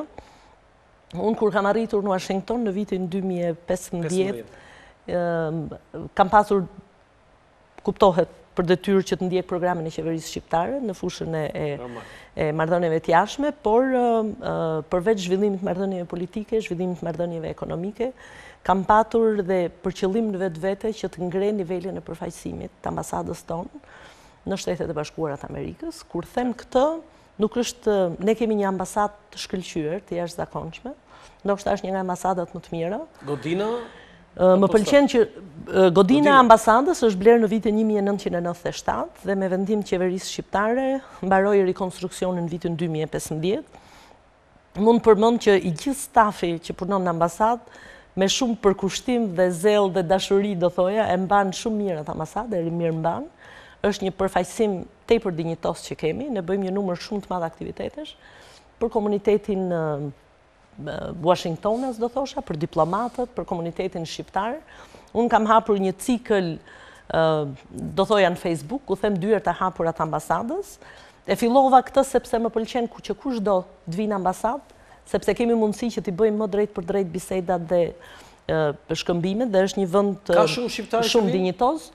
Por patjetër që edhe kur shkoj në qytete tjera e përmend fjalën dyert e hapura të ambasadës, sepse duhet t'i jap gjithë mesazhin që ambasada është një vend ku në fakt duhet i ketë dyert e hapura dhe është një vend ku njerëzit mund të hyjnë dhe dalin për të marrë informacion, për të shkëmbyer mesazhe, për të njohur Shqipërinë, për ta kuptuar që Shqipëria është një vend në një potencial i jashtëzakonshëm nga ana e zhvillimit ekonomik, nga ana e zhvillimit kulturor. Është një mbështetje shumë e madhe për gjithë komunitetin shqiptar në Shtetet e Bashkuara të Amerikës që ka nevojë për shërbimet e ambasadës. Ne kemi 2 konsullata që janë një në Washington dhe një në New York, që i shërben komunitetit shqiptar atje. Kuptoj që konsullatat janë pika ku, sidomos komuniteti i ri shqiptar, që ka ardhur nga Shqipëria këto vitet e fundit, ka shpesh nevojë për ambasadën pikërisht nëpërmjet zyrave konsullore. Do të pyes për këtë të emigracionit, po ju lutem rigjia fotot për t'i komentuar me zonjën ambasadore, sepse atë duhet ta vendosni një blok me disa pyetje. Po,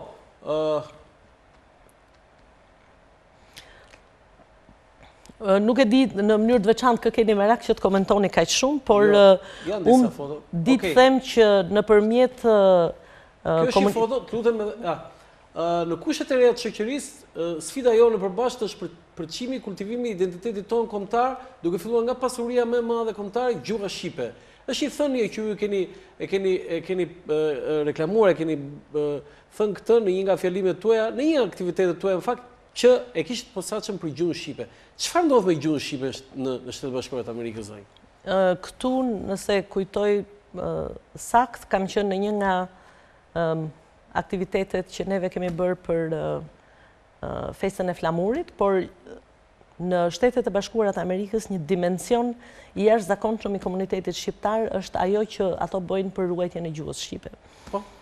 Për ato që e njohin sadopak diasporën, kuptojnë që kur jemi në Shtetet e Bashkuara, kur themi diaspora shqiptare, flasim për gjithë shqiptarët pa dallim, Shqipëri, Kosovë, Maqedoni, Malezi, dhe përkushtimi i të gjitha palëve për t'ju mbajtur fëmijëve gjuhën shqipe. Sa shkolla ka në ato shkollat, po themi unë mund të them shkollat, ato quajnë shkolla shqipe, janë ato shkolla që ofrojnë gjuhën shqipe kryesisht të shtunë dhe të diel. Po. Sot që flasim ka një shkollë shqipe që në oraret të zakonshme në Bronx, në New York, dhe ka filluar këtë vit, ku në orare të zakonshme të shkollës, përveç gjuhës, domethënë gjitha lëndëve që bën gjuhën anglisht, është futur dhe gjuha shqipe. Dhe kjo ka ndodhur për herë të parë në vitin 2018 ka filluar, sepse që të bësh në mënyrë të natyrshme shqip dhe anglisht në shkollë, domethënë që ti jesh në një zonë ku ka një komunitet shumë të madh shqiptar, të cilët shkojnë të gjithë në një shkollë. Në Amerikë largësitë janë shumë të mëdha, dhe kur them ka një përkushtim të jashtëzakonshëm, një pjesë e madhe e shkollave shqipe janë të gjitha në mënyrë vullnetare, që mbështeten nga aktivistë komunitetit, nga individ, por shteti shqiptar ka nxitur shumë këto vitet e fundit dhe ka mbështetur pajisjen e këtyre nxënësve me libra, sidomos me libra të abetares, por dhe me libra të gjuhës shqipe. Janë falas nga Shqipëria? Janë falas. Sa është numri nxënësve atje? Nuk kam bërë një mesatare të numrit nxënësve, por ditë them që unë personalisht kam vizituar shkolla shqipe në Boston, në Connecticut, në New York, New Jersey, në Philadelphia, në Florida, në Texas, në Arizona, në Chicago dhe në Detroit. Pra shkolla që i kam vizituar në drejt për drejt. Si flasin fëmijët e emigrantëve shqipen? Nuk është e lehtë, sepse prindrit janë shumë zënë në punë dhe fëmijët e tyre janë gjithë ditën në shkollë në ambiente ku flitet anglisht dhe është domethënë është padyshim dëshira e familjarëve që ja mban sakrificë e madhe gjuhën shqipe, por ka familje, kam parë që udhtojnë çdo të shtunë dhe të diel rreth 1 orë për të shkuar atje ku jepet shqip, sepse çojnë fëmijët dhe pastaj edhe 1 orë për të kthyer, pasi i kanë pritur ato. Domethënë, nëse flasim për 2-3 vite, kjo familje çdo shtunë të diel udhton 1 orë në vajtje, 1 orë në ardhje dhe 2 orë, të paktën 3 orë sa vazhdon shkolla, që fëmijët e tyre të mësojnë gjuhën shqipe në grup bashkë me shokët. Pak e kuptoj këtu këtë, unë e kuptoj shumë mirë këtë, se unë e di. Por kjo është një sakrificë e jashtëzakonshme. Domethënë ne kemi parë shkolla, dua të përmend një nga vizitat e fundit që bëra në Dallas, është një shembull i jashtëzakonshëm se si komuniteti shqiptar, i cili ka një numër shumë të madh biznesesh në fushën e restoranteve, është bashkuar i gjithë dhe ka bërë një kontratë të përbashkët me një kompani amerikane. Dhe në mënyrë automatike kompania një pjesë të fitimeve që merr ja kalon në komunitetit, ja kalon qendrës shqiptare dhe ato kanë ngritur një shkollë shqipe dhe një qendër kulturore ku duan të kenë më shumë përfshirje në vetëm të fëmijëve, por përfshirjen e trinjve, përfshirjen e grave dhe Komuniteti shqiptar i Massachusetts me përkushtim të vyer, ka dalë gabim atje, është shkruar gabim Massachusetts, në ruajtjen e gjuhës dhe traditave ka arritur të grumullojë rreth vetes çdo vit nxënës të rinj ku padyshim prindërit e tyre kanë meritën kryesore. Është kjo që thatë. Nuk e di, domethënë ku është thënë kjo. Komuniteti i Bostonit ka pas gjithmonë një gjuhë shqipe, një shkollë të gjuhës shqipe, unë ato i vizitova këtë shtator. Në fakt, në mënyrë të veçantë si vjet, kam bërë një tur në një pjesë të madhe. Bostoni është targa The Spirit of America, po në fakt duhet The Spirit of Albania. Një numri më i madh përveç New Yorkut të shqiptarëve është në Detroit.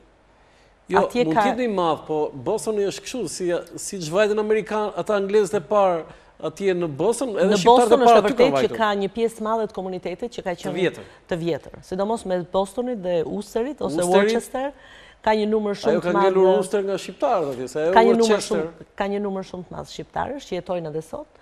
Ka familje të vjetra dhe por atje kam ndeshur shumë shqiptar, si familja që përmenda më përpara, që 4 fëmijët i ka lindur në Amerikë, po emrat janë tërësisht shqiptar. Janë tërësisht shqiptar. Unë kujtoj kur do bëja një vizitë në Texas, më merr një zonjë në telefon, më thotë unë quhem Pranvera.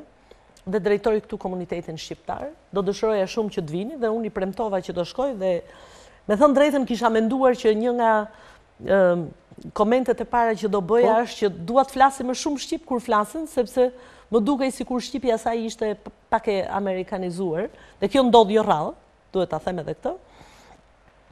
Dhe një nga gjërat e para që më thanë bisedë, tha, unë jam e lindur nga një familje shqiptare, kam lindur në Chicago në vitin 71 dhe emri im është Pranvera. Aty e kuptova që në fakt ajo ka filluar të flasë gjithnjë më mirë shqipen vetëm pas vitit 92, kur ka filluar vizitat rreth Shqipërisë, po tha prindrit e mi në shtëpi më kanë folur gjithmonë shqip. Rastet të tilla në Shtetet e Bashkuara ka pafund. Unë kujtoj vitin e parë, në mënyrë të veçantë vitin e parë kur shkova, dhe ndiqja një numër shumë të madh të festave kombëtare. Shkova në 4 shtete, një javë me radhë, dhe takova një numër shumë të madh të komunitetit shqiptar, sidomos ato që festonin festat kombëtare nëpërmjet shkollave dhe qendrave kulturore shqip. Massachusetts, Connecticut, New York, në Philadelphia dhe patjetër edhe në Washington DC. Dhe pastaj nga që e pash lëvizjen e madhe të gjithë qendrave shqiptare për festën kombëtare, me të gjithë elementet e grafikës shqip, me kostumet popullore, me fëmijë që këndonin dhe recitonin, bëra një kërkim në faqet e Facebookut dhe kuptova që në gjithë Amerikën, vetëm në festimet që bëheshin rreth qendrave kulturore shqiptare, kishte të paktën 10.000 shqiptar të përfshirë në këto festa. Pastaj kuptova që në fakt numri është shumë i madh. Unë nuk kam ndeshur shqiptar, të them të drejtën, që thot nuk shkoj te festa kombëtare, përveç arsyeve që mund të jenë larg, pranë tyre nuk bëhen festat mëdha. Por sidomos rreth festave të flamurit ka një përfshirje të jashtëzakonshme, qofse ka organizata që nuk bëjnë asnjë aktivitet tjetër gjatë vitit, të paktën pa diskutim bëjnë festa. Okej, ndjekim një deklaratë tuaj e keni bërë në Twitter lidhur me kompanitë amerikane. Po, 70 kompani amerikane ndalojnë një ditë në Sarandë, të interesuara të bisedojnë drejt për drejt me kryeministin shqiptar. Sot është rritur interesi dhe flitet shumë për Shqipërinë si një mundësi e re investimesh amerikane në rajonin tonë. Si është kjo situatë sot, zënë? Unë do thoja ndoshta që jemi në moment shumë interesant për sa i takon nxitjes së investimeve amerikane në Shqipëri. Kjo për arsye se ka një fokus të veçantë qeveria shqiptare për nxitjen e diplomacisë ekonomike. Juve të gjithë e keni ndjekur takimin tonë me kryeministrin shqiptar në gusht të vitit kaluar dhe unë fakt ishta një nga, ndoshta edhe u kritikova, nga të paktët që dola me një Twitter, sepse ndjeva thellësisht që ai ishte një nga takimet shumë punë kërkuese. Bravo regjia, kjo është stema që bajnë ambasadorët. Më falë që ndërpres. Bravo regjia. Kjo është simbolik. Zoja, a mund të shpjegoni pak të? Jo, më thash, të mbarojmë linjën me diplomacinë ekonomike. Ti themi ati regjizorit që të gjej një moment tjetër. Mund të shpjegoj edhe atë. Sepse diplomacia ekonomike është një nga, ka qenë gjithmonë pjesë e diplomacisë, por në mënyrë të veçantë, gjatë këtij viti, diplomacia ekonomike ka qenë një nga kërkesat më të forta të qeverisë shqiptare.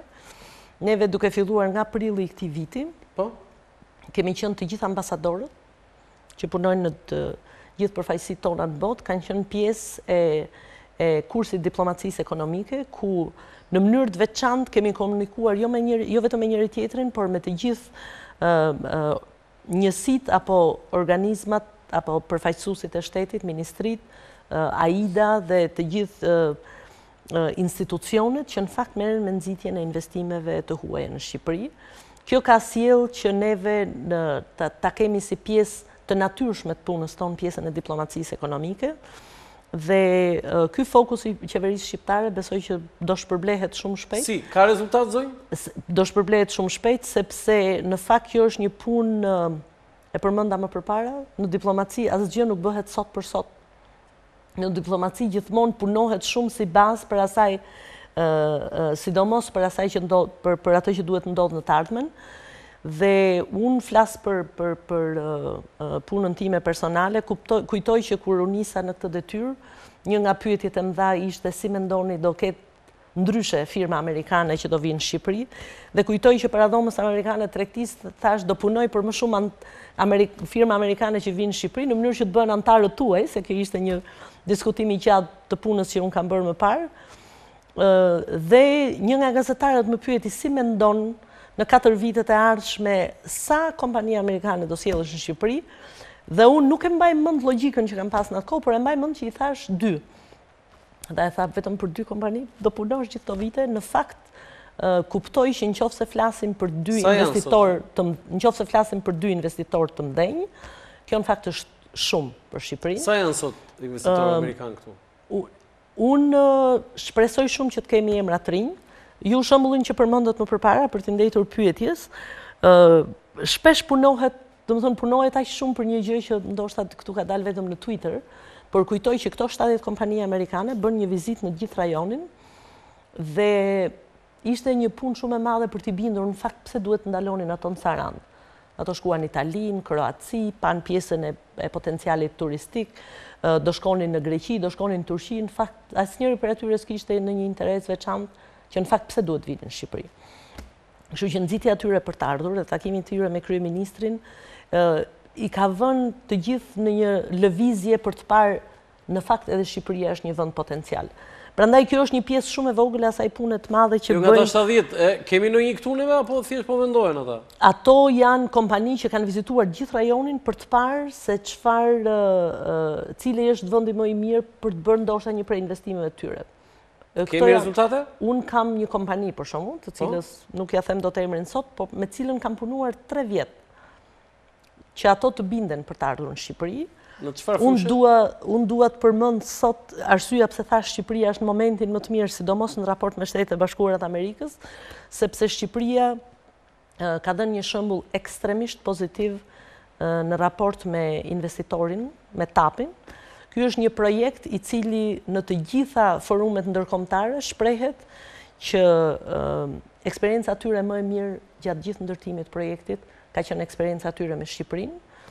Domethënë është një kompani, një shprehje e vogël, po që ka sjellë në vëmendje të Departamentit të Shtetit, Departamentit të Komercit, për ta parë Shqipërinë si vend që ato e relatojnë, e tregojnë që në fakt Shqipëria është një vend ku ju mund të shkoni.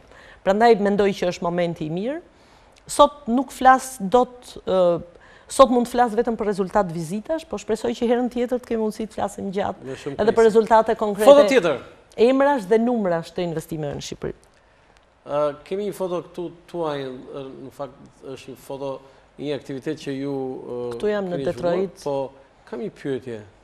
Zonjë, 28 orë thatë është dita, është kam qenë në Detroit në Kjo është në Detroit. Kjo është në Detroit, nuk është festë kombëtare, është aktivitet i bërë fund tetori ose fillim nëntori vit 2015. Sa orë në këto 28 orë punoni në Amerikë? 28 orë është dita e punës. Po ju, edhe ju 28 e keni? Unë them derisa në asnjë moment nuk mbaj mbyllur mjetet e komunikimit, domethënë që është, me thënë drejtën, është një punë që kërkon një angazhim shumë të madh dhe është një punë që duhet ta bësh me qejf, me dëshirë, me pasion. E bëni me dëshirë? Shumë të madhe. Shumë të madhe. Shumë interesant. Foto tjetër? Unë kam gjetur disa foto që janë zyrtare. Kjo është fotoja zyrtare. Kjo është fotoja zyrtare që është bërë me datën 28?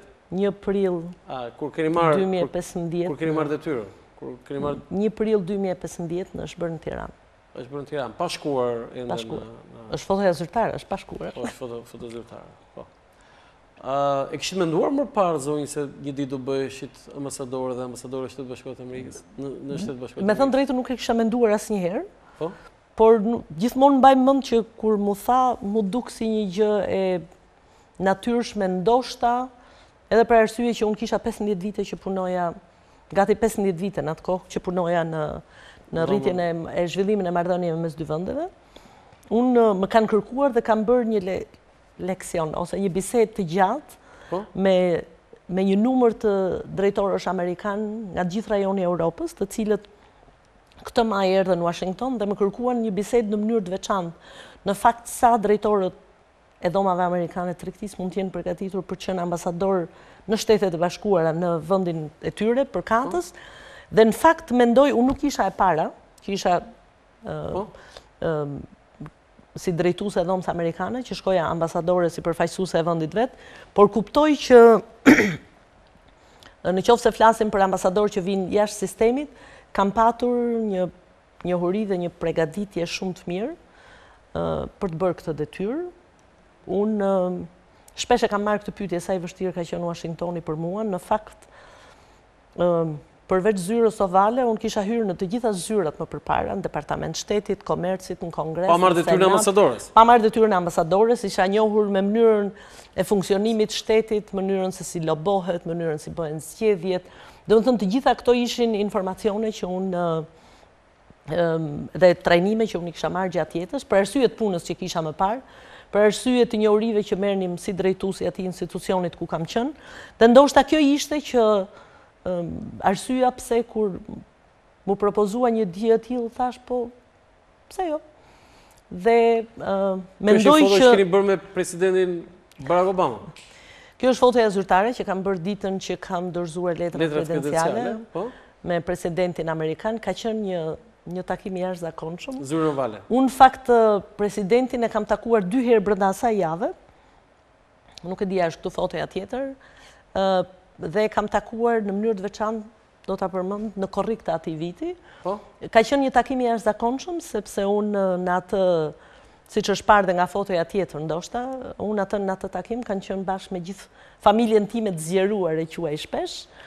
Dhe kemi një foto të familjes, po i lutem regjia te biseda e përveç shkëmbimeve zyrtare, biseda e presidentit Obama me secilin nga anëtarët e familjes. Ka qenë një mbres jo e thjesht sepse është presidenti amerikan, po sepse ai me secilin prej tyre bëri bisedën e vet. Dhe kujtoj për shembull momentin këtu jemi në ambasadë. Pra kjo është ambasada jonë e mrekullueshme.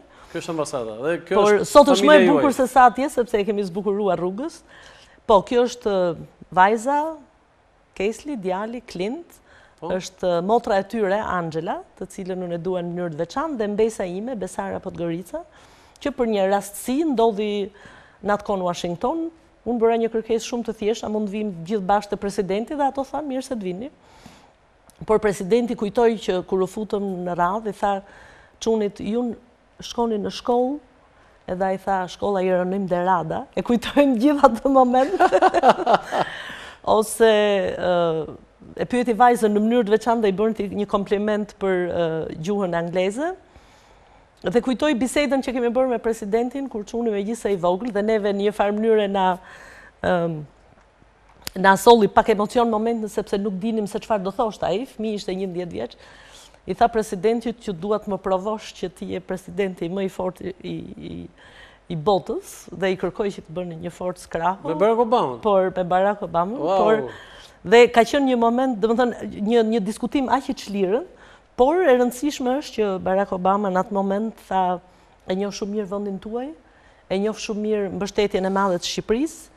Neve në atë kohë sapo kishim bërë, jo vetëm kishim nënshkruar marrëveshjen ai e përmendi, pra kemi nënshkruar marrëveshjen e partneritetit strategjik, por faleminderit shumë sepse kishim bërë, sapo kishim organizuar në Tiranë një nga konferencat për luftën kundër CV-ve, ose në Shqip kundër terrorizmit ekstrem.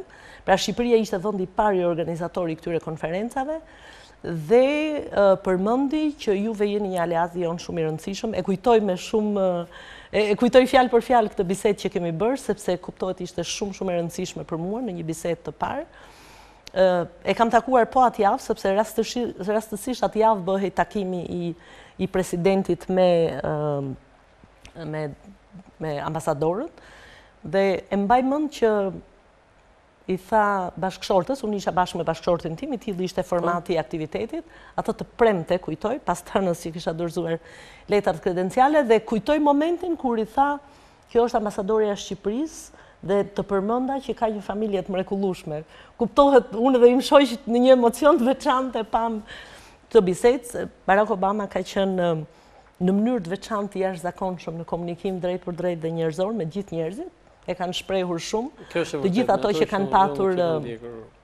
Dhe kujtoj në mënyrë të veçantë takimin me të, nuk e di a keni atë foton, në korrik të atij viti, kur unë mora një ftesë për të qenë në darkën e iftarit që shtonte ambasadori, presidenti Obama, Dhe të them të drejtën u çudita.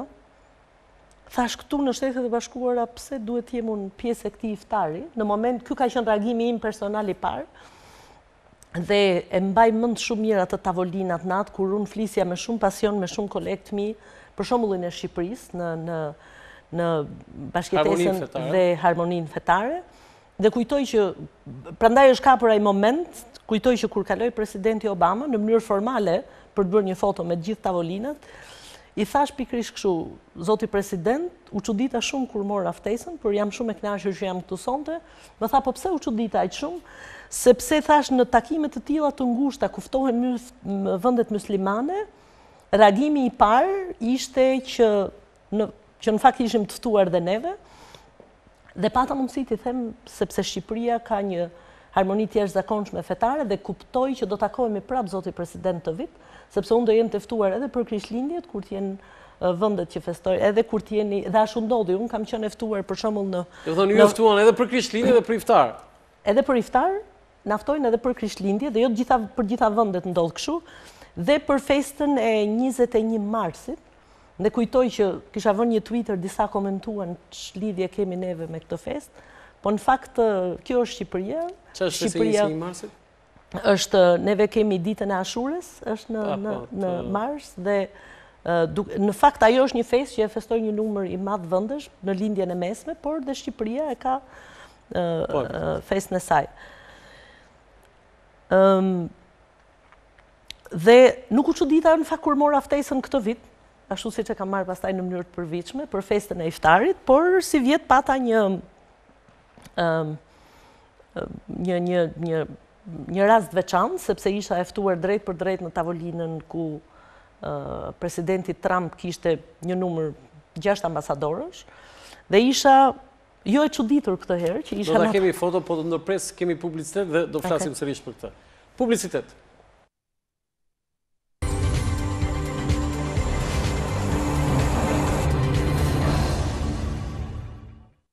Faleminderit, jemi në pjesën e fundit të emisionit. Zonjë, ju thatë që në një farë mënyre ambasadoria e Shqipërisë në ShBA që nga e preferuar për këto ftesa, po unë kam disa foto tjera dhe me presidentin, jo vetëm me presidentin Obama, po mua më ka bërë përshtypje. Jo, nuk thash që është e preferuar, thash që preferuar, domethënë shumë interesante ftesa. Përmendën që rastësisht në mënyrë të veçantë kam pas biseda me presidentët, sidomos në raste. Jo vetëm kjo, kur kam takuar për herë të parë presidentin Trump në aktivitetin e... Ja, kjo është fotoja? Po, ju lutem, po. Ju ku jeni këtu? Kjo është darka e datës 6 qershor të këtij viti. Për çfarë? Edhe kjo është një darkë iftari, por thash nuk rastësisht ka qelluar që këto aktivitete kanë qenë të kësaj natyre, por unë isha shumë e kënaqur që isha e ftuar të isha në tavolinën kryesore. Dhe kisha shumë... Po pra, aty ishin një sallë e madhe me tavolina. Aty po. Kanë qenë rreth 42 vende të ftuar, dhe kishte shumë të ftuar të tjerë. Ne 5 prej tyre janë ambasador. Jam unë, gjitur me mua është ambasadoria e Jordanisë, ambasadori i Indonezisë, Arabisë Saudite. Po, këtu në ce besoj? Është ai që është, jo, ky është imami amerikan, që është antari i ushtrisë amerikane. Është ai që bëri lutjen atë natë, prandaj ishte në tavolinë me presidentin. Dhe ambasadori i Bangladeshit. Pas ambasadorit të Bangladeshit është ambasadori i Arabisë Saudite. Ai që është në krah të presidentit? Ai që është pas tjetri, ai që është në krah të presidentit, ai i riu, është ambasadori i Indonezisë. Sa zgjati darka? Ka qenë një darkë mbi 1 orë e gjysmë. Po? Dhe ka qenë një bisedë e jashtëzakonshme dhe shumë e lirë me presidentin Trump. Unë kam vënë re që me një pjesë të madhe të kësaj qeverie, do thosha, apo këtij kabineti, në fakt ka qenë shumë komode për të folur dhe për të komunikuar për çështje nga më të ndryshme, gjithë prej tyre. Dhe presidenti Trump është presidenti i Shteteve të Bashkuara të Amerikës, por në një tavolinë si ajo, ndjehet shumë komod për gjithë temat që diskuton. Pse? E artikuloi fjalën në Albania? Ai, urdhëroni? E artikuloi fjalën në Albania? Normalisht që artikuloi fjalën në Albania, sepse unë normalisht ishte 20% e ambasadorëve që ishin në tavolinë, dhe ai ka folë me secilin prej nesh në mënyrë të veçantë për zhvillimet e fundit, për interesat në vend. Çfarë ju tha ju për? Dhe neve kishim, do të thënë ishte një bisedë ku ne kishim secili mundësi që të jo vetëm të shpjegonim, sepse aty biseda ishte u fol shumë për liritë fetare në secilin vend, por u kthye shumë biseda në zhvillimet e sotshme në botë. Dhe në fillim është punë jo e vogël që kur presidenti amerikan flet për zhvillimet dhe marrëdhëniet me Arabinë Saudite apo të tilla me Jordanin, zhvillimet në linjen e mesme, ai kishte shumë dëshirë dhe menjëherë na foli për prishjen e marrëveshjes naftës në atë kohë, që nuk ishte dakord me shumë vendime të Organizatës Botërore të Tregtisë, për bashkëpunimin me Korenë e Veriut, pra shumë i përqendruar në çështje shumë të mëdha dhe secili prej nesh gjente momentin për të folë për vendin e tij. Për shembull, nëse secili unë po të isha vendin tuaj do flisja më shumë nga tërë, sa folët ju? Në një moment presidenti pyeti sa është popullsia në secilin prej vendeve. Dhe mu mbraqet përgjigjesha e fundit. Indonezia kishte 270.000 banor, më fal, 270 milion banor.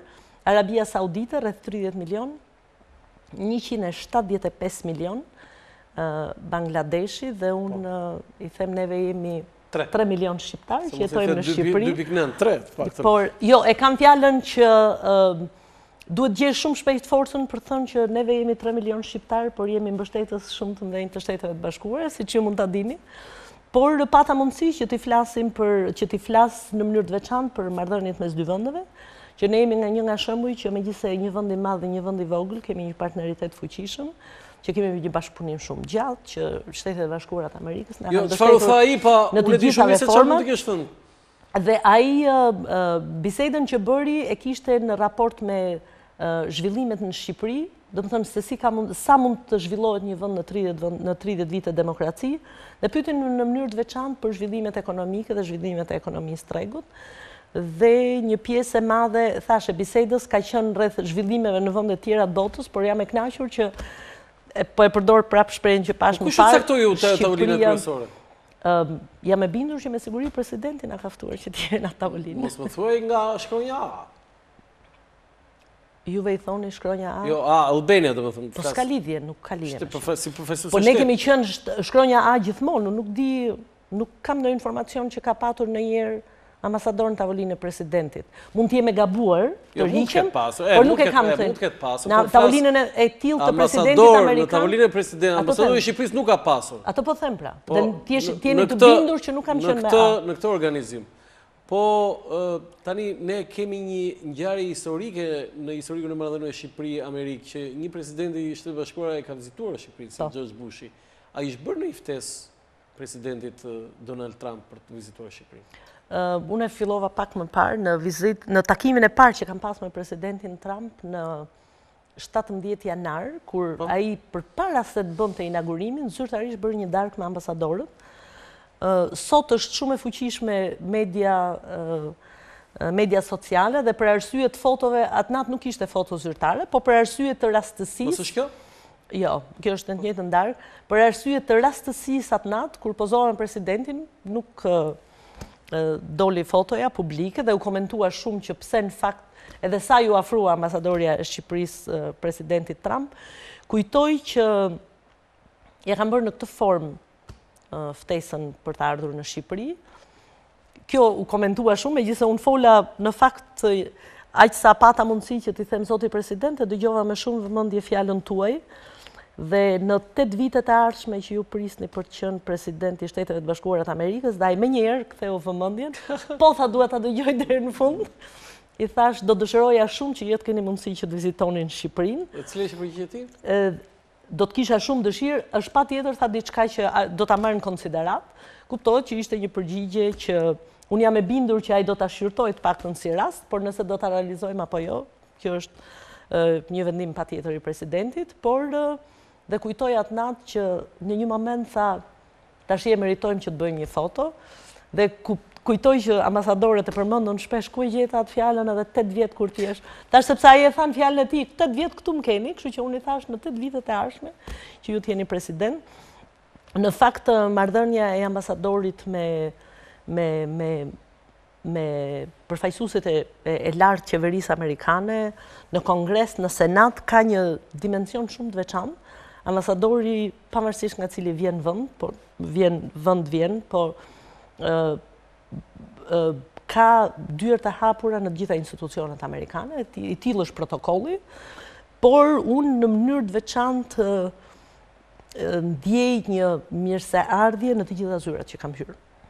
Domethënë kjo duhet thënë, sepse e ndjej në çdo takim që bëj, nëse është në Departament Shtetit, nëse është në Departament Komercit, nëse është në Kongres, nëse është në Senat, kujtoj, pak më latë mundësi që ta përmend, por kujtoj që një nga lista e gjërave që do doja të bëja kur erdha këtu është që të kishim një grup për çështjet shqiptare në Senatin Amerikan, dhe më thanë ka një grup për çështjet shqiptare në Kongres, ku drejtues është kongresmeni Eliot Engel, por mos u mundo me Senatin, sepse Senati ka vetëm 16 të tillë dhe nuk ka për të pasur ndonjëherë interes sa të kemi një komitet për çështje shqiptare në Senat, dhe është një pjesë asaj që e them me krenari në vizitën e kryeministrit shqiptar në Washington në prill të vitit 2016, zyrtarisht anonçoi senatori i Michiganit dhe në atë kohë edhe senatori Kirk i Illinoisit hapjen e asaj që quhet Albanian Caucus, ose Komisioni për çështje shqiptare dhe në Senatin Amerikan. Mendoj që kjo ka qenë një nga arritjet më të mëdha të kësaj periudhe, për arsye se i është shtuar një zë i fuqishëm këtij grupit të çështjeve shqiptare në Kongresin Amerikan, sepse Senati dhe Kongresi janë, kuptohet, dy organiza shumë të fuqishëm. Dhe nëse neve kërkojmë që të zhvillojmë të marrëdhëniet, sidomos në nëse flasim për marrëveshje, për shembull një punë e madhe që unë kam bërë është që të mundsoj marrëveshjen e taksimit dyfisht. Dhe për një punë mbi 3 vjeçare, sot vetëm kemi mundur që ta sjellim si çështje, kemi çuar letra mbështetëse nga ky senator dhe ky kongresmen.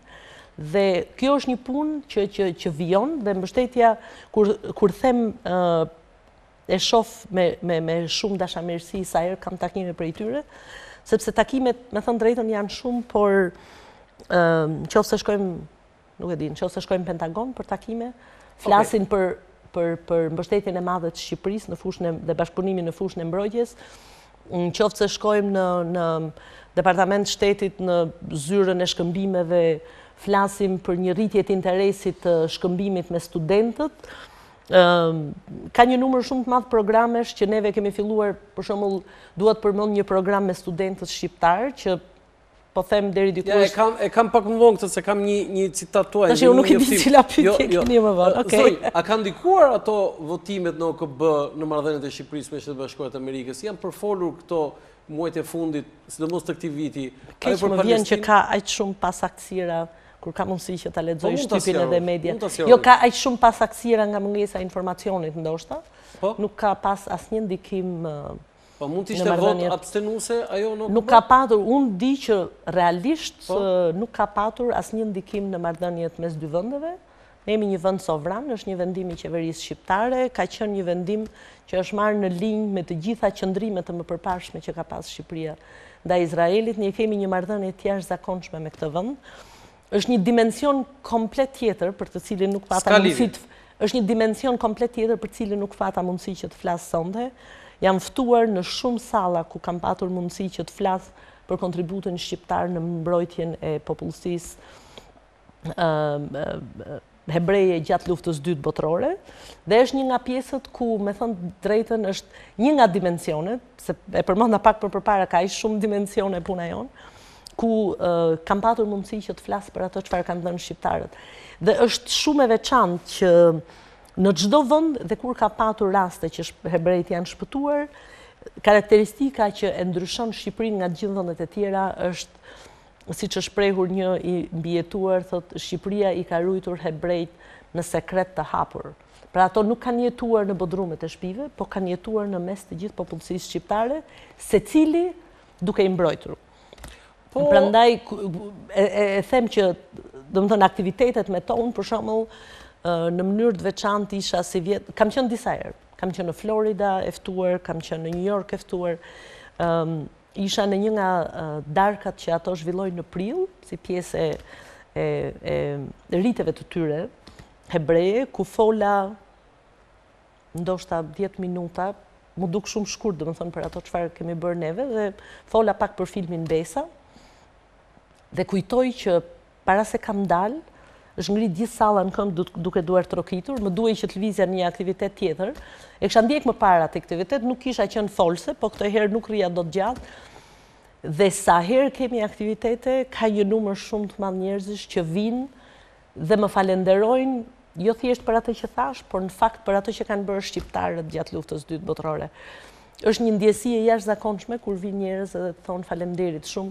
Kujtoj që në çmimin e veçantë që u dha kryeministrit shqiptar në mars të këtij viti, ishim në shtëpi të bardhë dhe kishte një grup shumë të vogël për arsye se edhe të rregullave strikte për hyrjen në atë ambient ku zhvilloi aktiviteti, por ishte çuni i djali i njërës nga të mjetuarët, që në fakt ka jetuar 86 vjet deri vitin e kaluar, Joanna Newman, e cila ka qenë në Shqipëri, është dekoruar. Unë e kam takuar disa herë personalisht, e kam takuar për herë të parë kur në aktivitetin e ditës ndërkombëtare të mbrojtjes hebrejve ajo foli vetëm për Shqipërinë, dhe kisha një numër shumë të madh, se ishin përgjithësi gjithë trupi diplomatik që thanë ne nuk e kemi dëgjuar kurrë në fakt ato që ka bërë Shqipëria për hebrejnë, dhe kujtoj që djali i saj u takua me kryeministrin, shumë i emocionuar, dhe i tha, që u shpjegoi zoti kryeministër, tha, çfarë kuptojmë neve që kur shpëtoni jetë, shpëtoni një popull të tërë. Mamaja ime tha ka jetuar vetëm sepse qelloi që familja e saj shkojnë në Shqipëri, dhe ato erdhën në Shtetet e Bashkuara të Amerikës, ajo bëri 5 kalamaj, dhe pastaj ishin rreth 23 nipa dhe mbesa, dhe duhet ju them juve faleminderit që ne gjithë të tjerët jetojmë. Ishte një moment shumë emocionues dhe shumë domethënës kur fliste drejt për drejt, prandaj unë kuptoj një gjë. Pas gjithë këtyre sepse ju shpesh përmendët fjalët që ka debate, ka kundërshtime, ka. Në fakt unë them që neve shqiptarët jemi shumë më të mirë se sa e mbajmë veten për qenë. Kemi një potencial të jashtëzakonshëm. Unë shikoj kur shkon në Amerikë shumë më zhdukur dhe mua zonjë. Unë them kështu kur jam në Shqipëri, sepse ky vend në fakt ka një potencial shumë të madh të pashfrytzuar. Mund ta shpjegoni pak tani atë se jemi në fund, ë? Okej. Kjo në fakt rastësisht më ngeli, sepse unë e përmenda pak më parë isha sot në një leksion me studentët e universitetit dhe më pëlqeu që ta kem si simbol. E marr gjithmonë këtë në takime. Për të thënë që është në Amerikë është respekt që ta mbajmë në gjitha takimet zyrtare, por ngeli rastësisht sepse dita ishte aq e gjatë sa që unë s'pata mundësi që ta simbolike ka. Kjo është në Amerikë është shumë është praktike zakonshme që kur përfaqëson një nivel të lartë ke një stem caktuar. Të gjithë antarët e Kongresit Amerikan kanë një stem të vetën, të gjithë antarët e Senatit kanë një stem të vetën. Dhe kjo është për diplomatë. Kurse kjo është stem për ambasadorët që shërbejnë në Shtetet e Bashkuara të Amerikës, na jep protokolli i Shtetit Amerikan në momentin. Ju e bani në gjitha takimet zyrtare? Është mirë që në takimet zyrtare, zyrtarisht shkohet me një stem të tillë. Se unë për të parë shikoj një nuk e kam vetëm unë, kanë të jam e bindur gjithë ambasadorët e mëparshëm që kanë shërbyer në Shtetet e Bashkuara të Amerikës. Zoe, si ka marrëdhëniet kryeministri Edi Rama me presidentin Trump? Unë do thoja shumë të mira. Do thoja me vërtet shumë të mira, sepse e kemi parë ajo që u quajt atëherë gabim gjatë fushatës? Flasim prapë, quajti, domethënë shtypi u mor aq shumë me një realitet krejt të ndryshëm. Në fundit kryeministri nuk ka komentuar kurrë presidentin amerikan, të paktën unë nuk e kam dëgjuar një gjë të tillë. Ka folur, ka dhënë një mendim të tij në kohën kur pas kemi parë CNN-in. Ka dhënë një mendim të tij kur kanë qenë zgjedhjet në Amerikë dhe ka patur një numër kandidatësh, por siç mund ta keni ndjekur dhe e kemi një vënë re, në mënyrë të veçantë presidenti Trump e dalloi kryeministrin shqiptar nga të gjitha kryeministrat e vendeve të NATO-s në takimin e fundit, në samitin e fundit. Dhe unë them që është një marrëdhënie që është gjithnjë më shumë në zhvillim pozitiv. Okej, zonjë, për rreth 2 orë ishte kënaqësi që unë kam folur me ambasadorin e Shqipërisë në Shtetet Bashkuara të Amerikës, ambasadori që unë i kam shumë për zemër që nga Faikonica, dhe e them që Faikonica ka një pasardhëse të denjë në atë detyrë aq të rëndësishme të shtetit shqiptar në shtetin më të fuqishëm të botës. Ishte kënaqësi zonjë që ishte në studion tim. Të nderuar teleshikues, ky ishte emisioni për sot në orën 13:00. Keni ritransmetim nesër. Nga unë Rënë Qafoku, natë mirë.